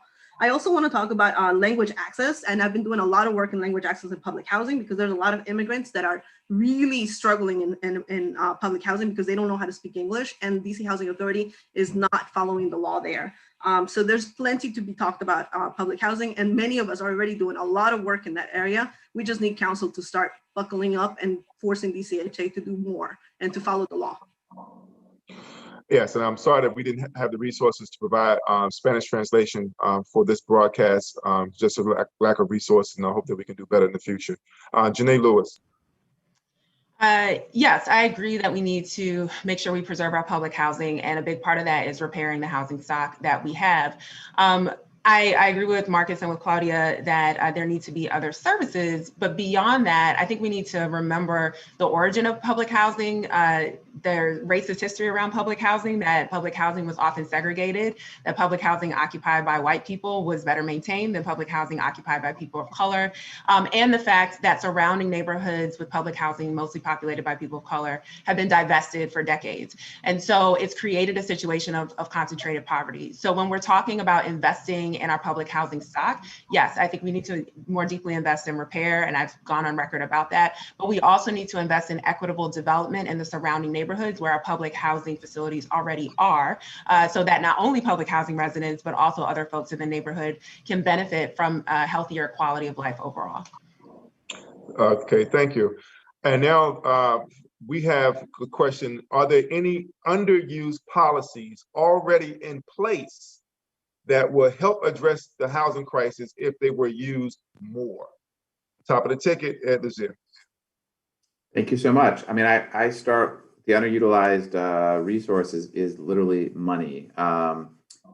It's 3% of the city's budget, and obviously way more than 3% of the city's problems. I mentioned in my opening remarks, we spend twice as much on the Metropolitan Police Department as we spend on affordable housing. If you care about budget priorities and you think about the budget as a moral document, those are immoral choices. As a council member, I would commit for the city to fully address its affordable housing needs over the next decade by identifying, creating a study, quick and simple, of what will it take. There's so much out there already that it would be very easy to do to fully address our affordable housing needs over the next decade, creating metrics that the council could hold itself accountable to and that advocates could hold us accountable to, and then fight every single year to make sure that we are putting more resources into the Housing Production Trust Fund, into the local rent supplement program, and into other housing preservation programs, and demanding that when we're doing so, we are targeting resources on our lowest income families. Too often we subsidize housing for families at incomes of up to 80% of area median income, or $100,000 for a family of four, while neglecting our poorest families. As a council member, I will be committed to meeting first the housing needs of our lowest income families by supporting the adequate level of resources needed to fully meet the need of those families, and fighting every single year as with the advocacy community for the funding needed to implement that. All right, Marcus Goodwin. We currently have a law in place called the District Opportunity to Purchase Act, which the district has still yet to put into place. We now know with the novel coronavirus that many commercial properties and office buildings in the District of Columbia will never get leased up, no matter how long they hold them. And frankly, many landlords, because of tax laws, have an incentive to hold on to these properties and hold out for office rents. We need to take advantage of the law that we have on the books and start to purchase these properties to provide more, either for public housing or for affordable housing opportunities that the district can own and manage themselves to create more dynamic mixed income communities. Beyond that, we also have the median family income designation, where many of the units that are being built in communities don't match the area median income for that ward. For example, Ward 8's median family income is $35,800 for a family of 4. However, the area median income for the metropolitan region is $121,000. So only the 0 to 30% AMI units being built are even suitable for that part of the district. We need to be more cognizant of how we allow the affordability of units to be built in certain communities and start to tailor it to the economic realities to those parts of the district. Thank you. Thank you. Thank you. Monica Palacio. Thanks, Kimon. Would you repeat the question for me, please? I had stepped away for 5 seconds. Okay, give me just a second here. The question was, are there any underused policies already in place here in the district, the nation's capital, that could address the housing crisis if they was used more? Well, I would bring an enforcement perspective. Again, part of my job as director of the Office of Human Rights was to investigate claims of discriminations in housing. And what I've heard over and over again is that the very few units that are affordable and available, families are often turned away. Why? They're being told that the source of income, they can't use a housing voucher. They're being told maybe that if someone's in a wheelchair, they're not able to provide accessibility. They're being turned away for many reasons that are against the law. So I would say that we have very powerful anti-discrimination laws in the district, and we need better enforcement of those laws. Secondly, I know that DCHA functions as an independent agency, but in my role as a council member, I would want more aggressive oversight into what DCHA is actually doing, and with the additional funds they've been receiving, how they're going to actually effectively create more low-income and available housing for our residents. All right, you heard it here. Shander J. Rahman. Thank you very much. I appreciate hearing Marcus saying for something I've been talking about for months, which is to convert these empty commercial buildings that are going to be coming out in our inner city core to be repurposed for housing units. And I do also agree that I think we need to look at how do we best utilize the existing laws to make sure that not only becomes renting becomes ownership. And that's the true way of making sure that we don't get the displacement that we have, that we don't have people getting pushed out.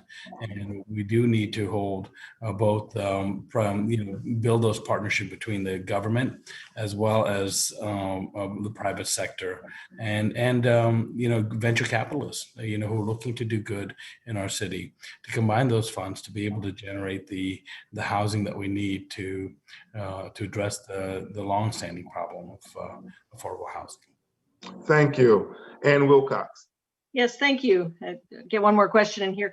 I think the number one thing would be to take advantage of opportunities for affordable housing that are there. As I said, there was a Fannie Mae development on Wisconsin. There's a McMillan Park.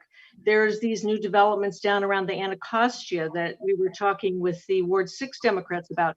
These are opportunities to require more affordable housing, to embrace that as a right.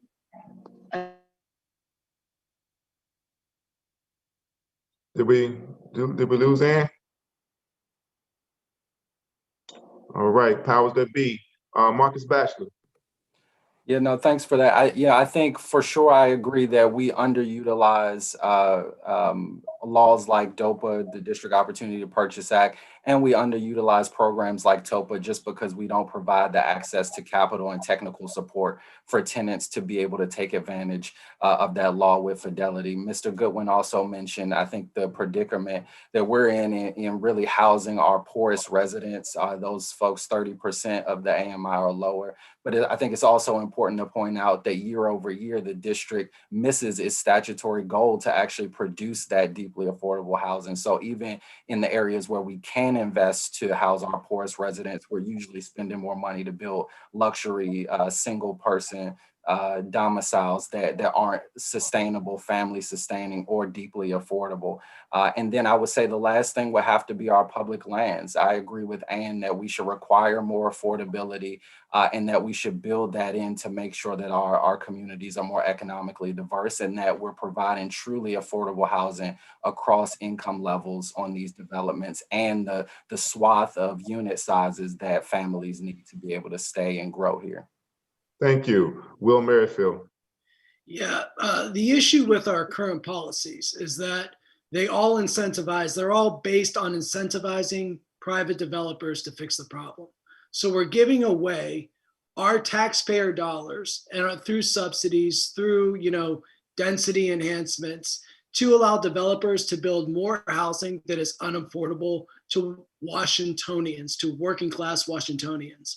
That is why I'm proposing a model that instead uses public dollars to invest in affordable housing from the ground up, eliminating the developer influence in the project. We cannot continue to keep throwing money at private developers and expecting them to solve the affordable housing crisis for us. It will not happen. We've seen that these policies, all they do is they drive up rents for everyone and they cause displacement. It is a grift that private developers have done to make us believe that in order to solve the affordable housing crisis, we got to continue to fund them so they can build, and eventually the housing will trickle down. That's Reaganomics. It won't work. So we have to move to new models. That's why I'm proposing a social housing model. Thank you, Will. Christina Henderson. No, so one of the things that I feel like we underutilize, but also needs to change, is our inclusionary zoning policies in DC. That has been one of the policies that has truly helped bring equity in terms of where affordable housing is located in the district. In 2018, only 1% of our affordable housing stock was west of Rock Creek Park. Meanwhile, 50% of our affordable housing stock was in Wards 7 and 8. But IZ has been the one sort of program that has really spurred affordable housing development in west of Rock Creek Park. And so one of the things I want to change is how we do income requirements. We currently use AMI, which includes obviously Fairfax County, Montgomery County, and others. We should look more closely in terms of what is the median income for just district residents. And then the other thing is around better targeting where our incentives are with the type of property. So I think about 70% of the people who are currently in the database for IZ lottery are at the 50% or lower AMI level, but we only have about 25% of the housing in IZ available to that. And so I think we need to better target our incentives to get some better outcomes out of that program. Yay on an indigenous AMI. Claudia Barrion. Yes, so I'll be quick. Number one, TOPA. TOPA and public housing, DC housing vouchers to buy homes with Section 8 vouchers. That's really important. Not many people using that. Number two is the comp plan. All the work that I did over 3 years with a handful of residents across the city, we fought to define equitable development. We included words like displacement, community engagement, racial equity, cultural heritage. We need to use the comp plan to our advantage right now. The third thing is I helped pass the HPTF affordable high levels adjustment bills. It is crazy to me that the moral advocates of this group failed to do that 6 years ago. We must stop throwing money for mid to high income earners to buy homes. That's a lot of what Will is saying.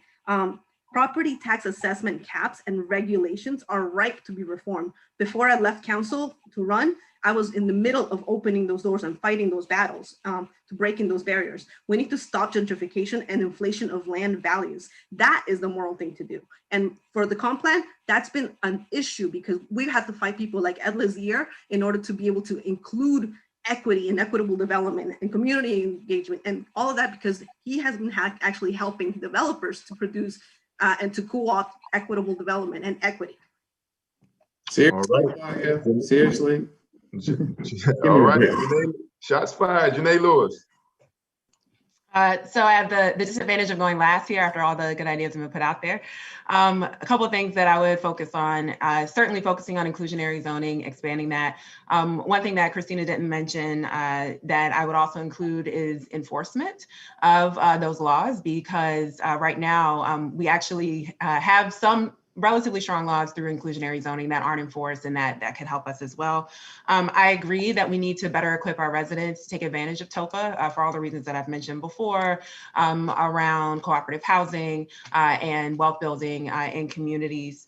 And I also want to look at single family homes, building on what Claudia was saying. You know, we have thousands and thousands of single family properties that are in tax auction each year. And many of those properties are often snapped up by developers, flipped very quickly, which bloats our housing market. And so I would want to look at legislation that allows homesteaders or folks who want to live in those properties first access to those properties up for tax auction. But I also want to protect DC residents who are losing their homes due to back taxes and make sure that they're better informed and they have more time to make up for those back taxes before they lose their homes.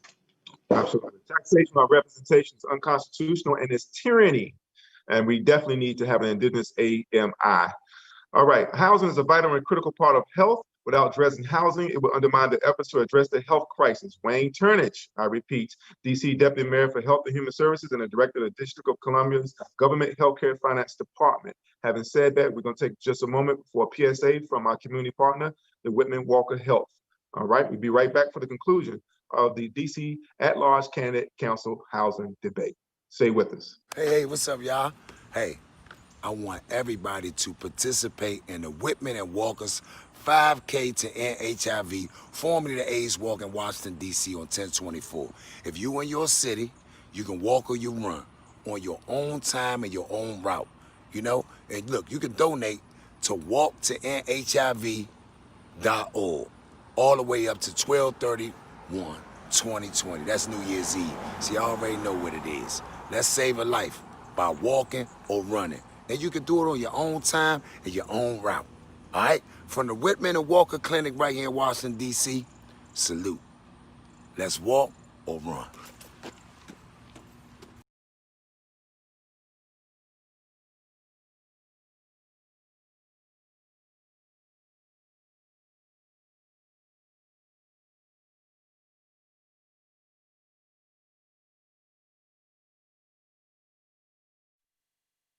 And welcome back to DC's at-large council candidate housing debate.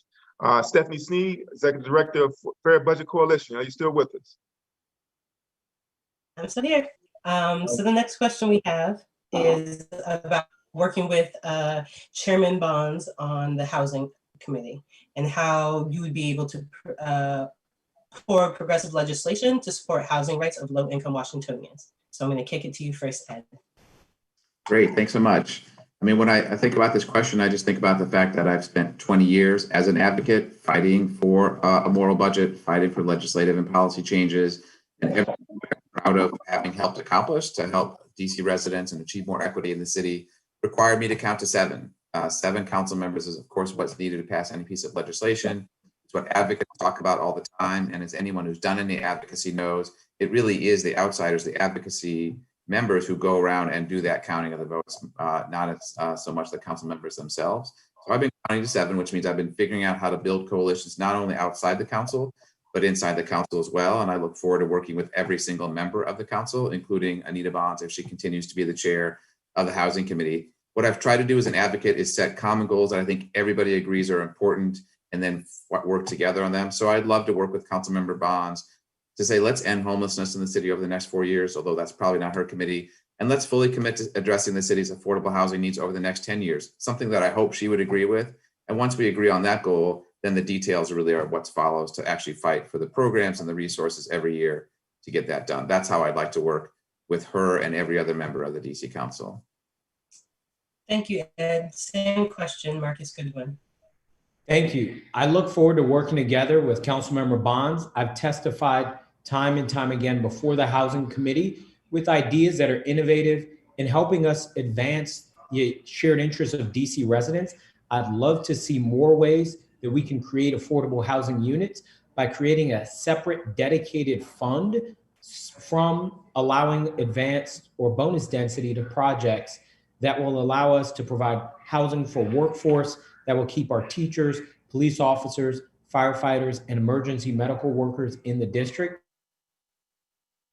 Had numerous conversations, and Chairperson Bonds has formally released a statement saying that she looks forward to working with me and the Housing Committee. So I know that we've already agreed that we look forward, if elected, on working strategically to improve housing across the district, to provide for our neediest residents and use our resources effectively to commit the right amount to get more affordable units built.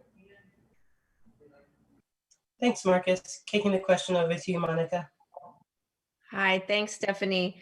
So I think we've discussed the many, many ways that we can protect and prioritize funding for families in DC. And I would certainly work closely with Councilmember Bonds and all the council members to ensure that we prioritize this. I will bring, as I've said many times, a racial equity lens, not just racial, not just creating a race-based, metaphors and dialogue, but really looking at how do we implement metrics that allow us to measure progress and outcomes for DC families.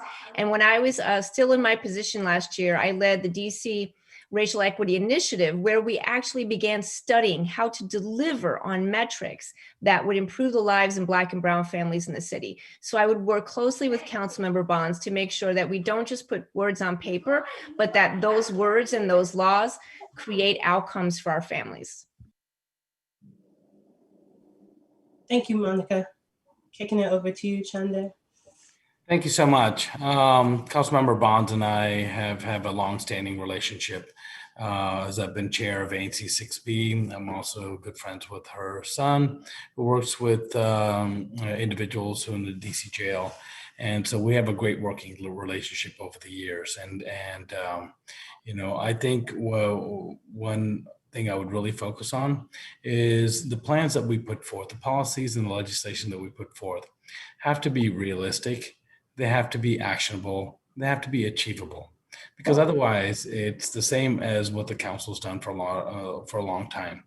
Pass things on emergency legislation that have no funding to them, and so they just sit there. They were done because of some uproar, but there's no actual results coming out of it. That's what I think is really, really important to me, is making sure we get the results that we promise people, and not just say one thing and then do another thing, as has happened for far too long. Thank you. Kicking it over to you, Marcus Batchelor. Sure. No, I appreciate the question. I think for anyone who is serious about addressing our affordable housing needs with any urgency, I think we should acknowledge that we need a new chair of the Housing Committee. If anybody has had a front row seat to these fights over the last few years, what we've seen is leadership from the Housing Committee that has lacked both the urgency and an ambivalence to really pursuing the bold ideas that are going to lift us up and make sure that our poorest residents actually get security for housing that they critically need. And I think it shows us the prime example of what electing a developer to oversee producing affordable housing for poor residents gets us. I think what I should say, though, is that I have a record of building consensus, but also a record of fighting. And what I know is that some of these issues will be fights, and we need experience on the council of folks organizing those most impacted by these issues to go advocate for themselves and demand the urgent action that we need. So I'll be both a bold policy leader from the council to work with my colleagues to do that, but also a bold community leader to galvanize those voices too often left out of these conversations that impact them the most. Thanks, Marcus. Kicking it over to you, Will. Yeah, thank you. I mean, the first thing that I would do is work with every council member to propose clawback legislation. Which would say that if a developer makes a promise to get a public subsidy that they will provide jobs or affordable housing and they don't deliver on that promise, that subsidy gets clawed back to the District of Columbia. Secondly, in the long term, I don't think that we're going to create the change we need to get out of this affordable housing crisis by working inside the Wilson building. We're going to have to build coalitions with people who are most affected by this housing crisis. It's what I've been doing for the last 8 years at the Washington Legal Clinic for the Homeless, working with community organizations, working with tenant associations to build political will to fight back against displacement. Again, what I'm offering is a green new deal to build social housing, get people jobs, to build the thousands of units of deeply affordable social housing to get us out of the affordable housing crisis, get money in people's pockets. Thanks, Will. Kicking it over to you, Christina, same question. Thanks, Stephanie. So as I mentioned at the top, I worked at the council for 4 years, and I think that gives you an opportunity to get to know the 13 council members in terms of what makes them tick on legislation. Some are driven by data, some are driven by stories. And I would see my role in hopefully serving on the Committee on Housing, in some cases, trying to probe and ask more questions that are really meant to try to influence my colleagues in terms of pushing for a more progressive agenda.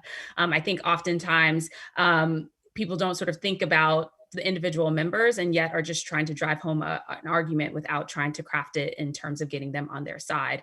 And I've had that experience having helped pass nearly 50 different laws that are currently on the books here in the district in terms of building coalitions and, as Ed said, counting to 7 to get that done. But as Marcus mentioned, we don't know what the makeup of the Housing Committee is going to look like in the new council period. And so I look forward to working with any of the members in terms of pushing forward a progressive agenda on housing. Thanks, Christina. Right back over to you, Claudia. Same question. Yes. So for the 2 years that I was in council, I saw Councilman Bond's work sternly on housing with a small staff of inexperienced fellows. Only in the last 3 months, she hired a great, capable Black woman for her staff. And sadly, a veteran, a senior Latino who helped raise the importance of housing for seniors was let go. We need to understand that we are not just electing a candidate, we're electing who they will hire to serve our housing needs. For example, that's why Councilmember Trayon White hired me, because I am an expert in equitable development.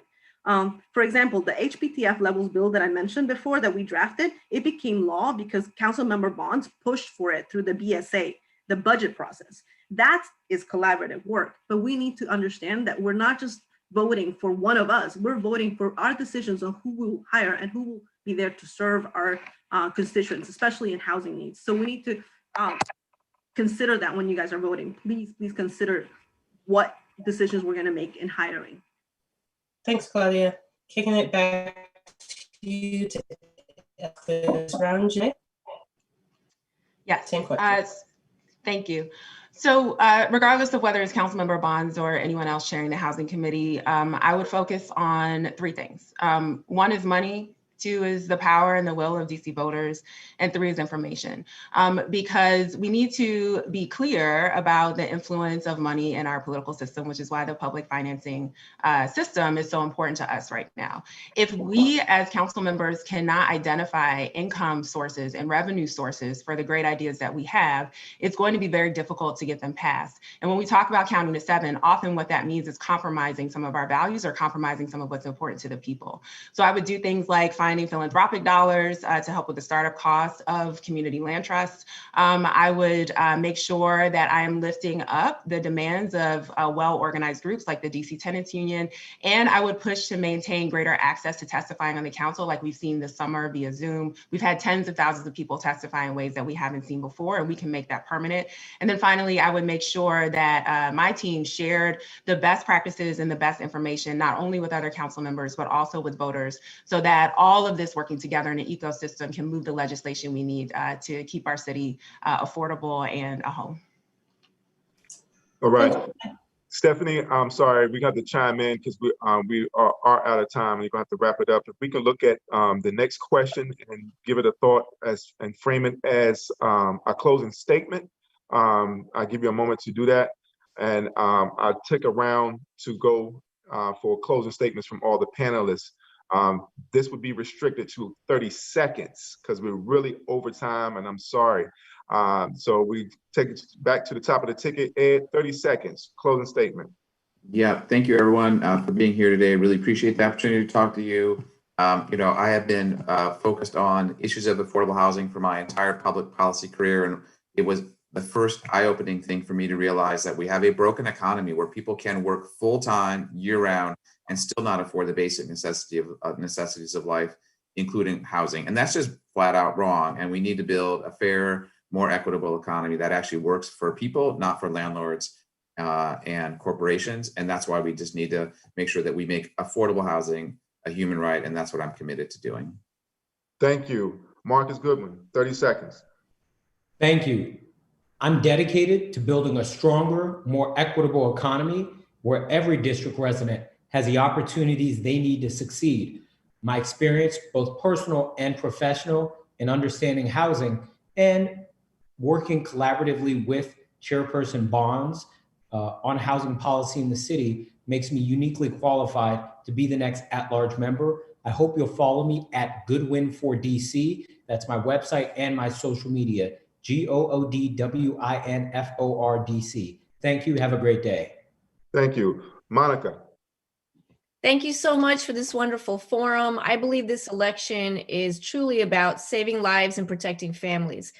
By electing me, you'll elect someone who can aggressively fight for DC families in terms of housing, education, public safety, and racial equity. I'm a civil rights lawyer, a human rights advocate, a community organizer, and a mom, and the first Latina to run for the DC Council, and I hope to win one of your 2 votes this November. Thank you so much. And thank you for bringing that up. I want to reiterate that you do have 2 votes in the at-large race. You have 2 votes in this at-large race. All right. And is Ann Wilcox still with us? Okay, we lost Ann. I'm sorry. The Green Party, third party candidate, Marcus Batchelor. That was me. I think Chanda was first, yeah. Oh, I'm so sorry. I'm so sorry. In the rush to wrap up, Chanda, please, Chanda, go right ahead. Thank you very much. My apologies. That's okay. 40 years ago, my parents brought us to this country so we have better opportunities. And 25 years ago, when I moved to this city, I would look to do the same thing, pay it forward, as I've always done in my work with the Latin American Youth Center, or as an ANC commissioner, or advocating for people with disabilities. And so I walk the walk. Now, that's what's kind of guided me to talk the talk. And I'm the right person at the right time for this office.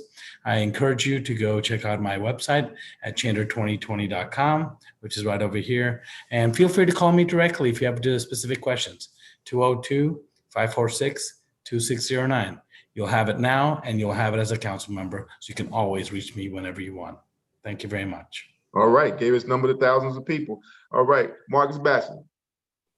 Yeah, no, thanks so much. I'm asking for your support for Marcus Batchelor, number 7 on the ballot on or before November 3rd, because I believe right now more than ever, we need folks with both the experience and the perspective to close our city's deep divides. I've spent a decade working on the ground to bridge divides in my hometown, and I'll go to the council every day to make sure that we do that from there. The dynamic and the narrative in this race that we have to choose between progressive values and the representation we need at the table is a false choice. And I'm asking you right now to invest in the bold new leadership our city desperately needs right now. Thanks so much.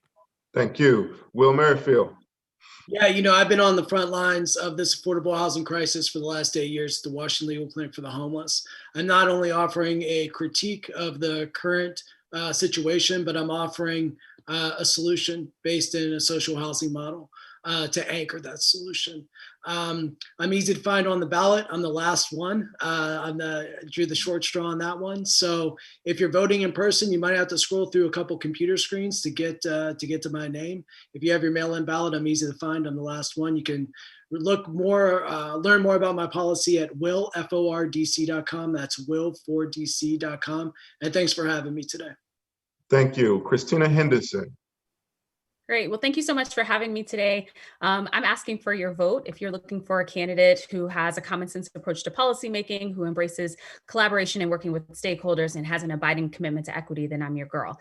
I'm number 1 on the ballot, so you can find me there. And you top of the ticket. My website is ChristinaHenderson.org. Go there to find more information, and we can also connect on social media at C Henderson or at C Henderson DC if you're going on Facebook. Thank you. All right, Claudia. Yes, So I'm asking for your vote because the city needs more authentic and independent thought leaders like myself with lived experiences and proven legislative work. For me, this is not about politics. This is about our survival. We need diversity in council. Voting for yet another progressive to further gentrify our laws is just not right. Immigrants, we get the job done. You have 2 votes. Please use one of those votes for me because I have proven that I will fight for us, tenants. Please visit my website, claudiafordc.com. Vote for diversity, not just in ethnicity, but also an urban planner. Thank you. Thank you. And Janae. Again, I'm Janae Lewis, running as an independent for DC Council at Large. And as I said in my opening, we're in an unprecedented time and this is our home. And we're not making decisions for our home. We're making decisions for a temporary town. But I know that we can expect the same from our council that we do in our families in our homes, to not leave people behind. You can find me online at JanaeLewisAtLarge.com, on Twitter and Instagram at Ms. Janae Lewis, on Facebook at Janae at Large. And again, please remember that as I've navigated different parts of the city in my entire life, I would be able to do the same so that we can find solutions for our city that are actually going to preserve it as our home, but still live into a vision of what it could be and not what it has been. Thank you. Thank you. And our co-moderator, Stephanie Sneed, closing comment? Sure. I feel a little upset I wasn't able to ask my tax question, but we'll follow up and make a statement. I would love to see from all of the candidates statements to talk about, what they would do as the city continues to lose revenue and how they would attempt to make up that revenue and to increase our tax base. So I would love to hear from that in follow-up conversations or on Twitter. You can follow Fair Budget at Fair Budget DC. We're always tweeting about taxes. Would love to hear statements from all of you on Twitter or other spaces. And I believe I was supposed to make a statement about voting for folks who want to see their registration status, want to have instructions for their mail ballot, or figure out where the drop boxes are. You can go to dcboe.org. That's dcboe.org. And I encourage everyone to be paying probably even more attention to the local races, the at-large race, the State Board of Education race, and ANC races that are coming up, because these are the people who represent us and are going to make the changes happen that directly impact us, not just the federal level. Thanks so much for everyone who tuned in today. Thank you for joining us here today. And again, you got 2 votes. So we hope to decide which one of these candidates will be joining Robert White, the incumbent on the Council at Large seat. And also, you can catch us again, a response to the housing crisis locally and nationally, Monday, October the 19th, 4 to 5 p.m. Howie Hawkins, Green Party candidate for president, and also Will Merrifield is here with us today, will be joining to have that national conversation Monday, October the 19th from 4 to 5 p.m. Also, again, on We Act Radio on our Facebook Live page. And the closing comment is that one of the great liabilities of life that ultimately people find themselves living amid a great period of social change, and yet they fail to develop the new attitudes, the new mental responses that the new situation demands. They end up sleeping through a revolution. That's Martin Luther King's next to his last speech, and it was given right here in Washington, D.C. And my last words are this, from Milton Friedman, who is not a progressive, by the way. Only a crisis, actual or perceived, produces real change. When that crisis occurs, the actions that are taken depend on the ideas that are laying around. That, I believe, is our basic function, to develop alternatives to existing policies, to keep them alive and available until the politically impossible becomes the politically inevitable. I want to thank each and every one of you for your do something. Thank everyone for joining us here on We Act Radio, DC's only independent media outlet. Vote wisely and do it, do it, do it. Stay safe, stay strong, stay woke. Thank you. That these so-called Christians would put the flag over the cross. They had sold their Jesus of Nazareth. Is it not the case that truth and justice is always grander than any national identity or ideology? Or did Jesus just die for white Americans and black folk who are well adjusted to the unjust America.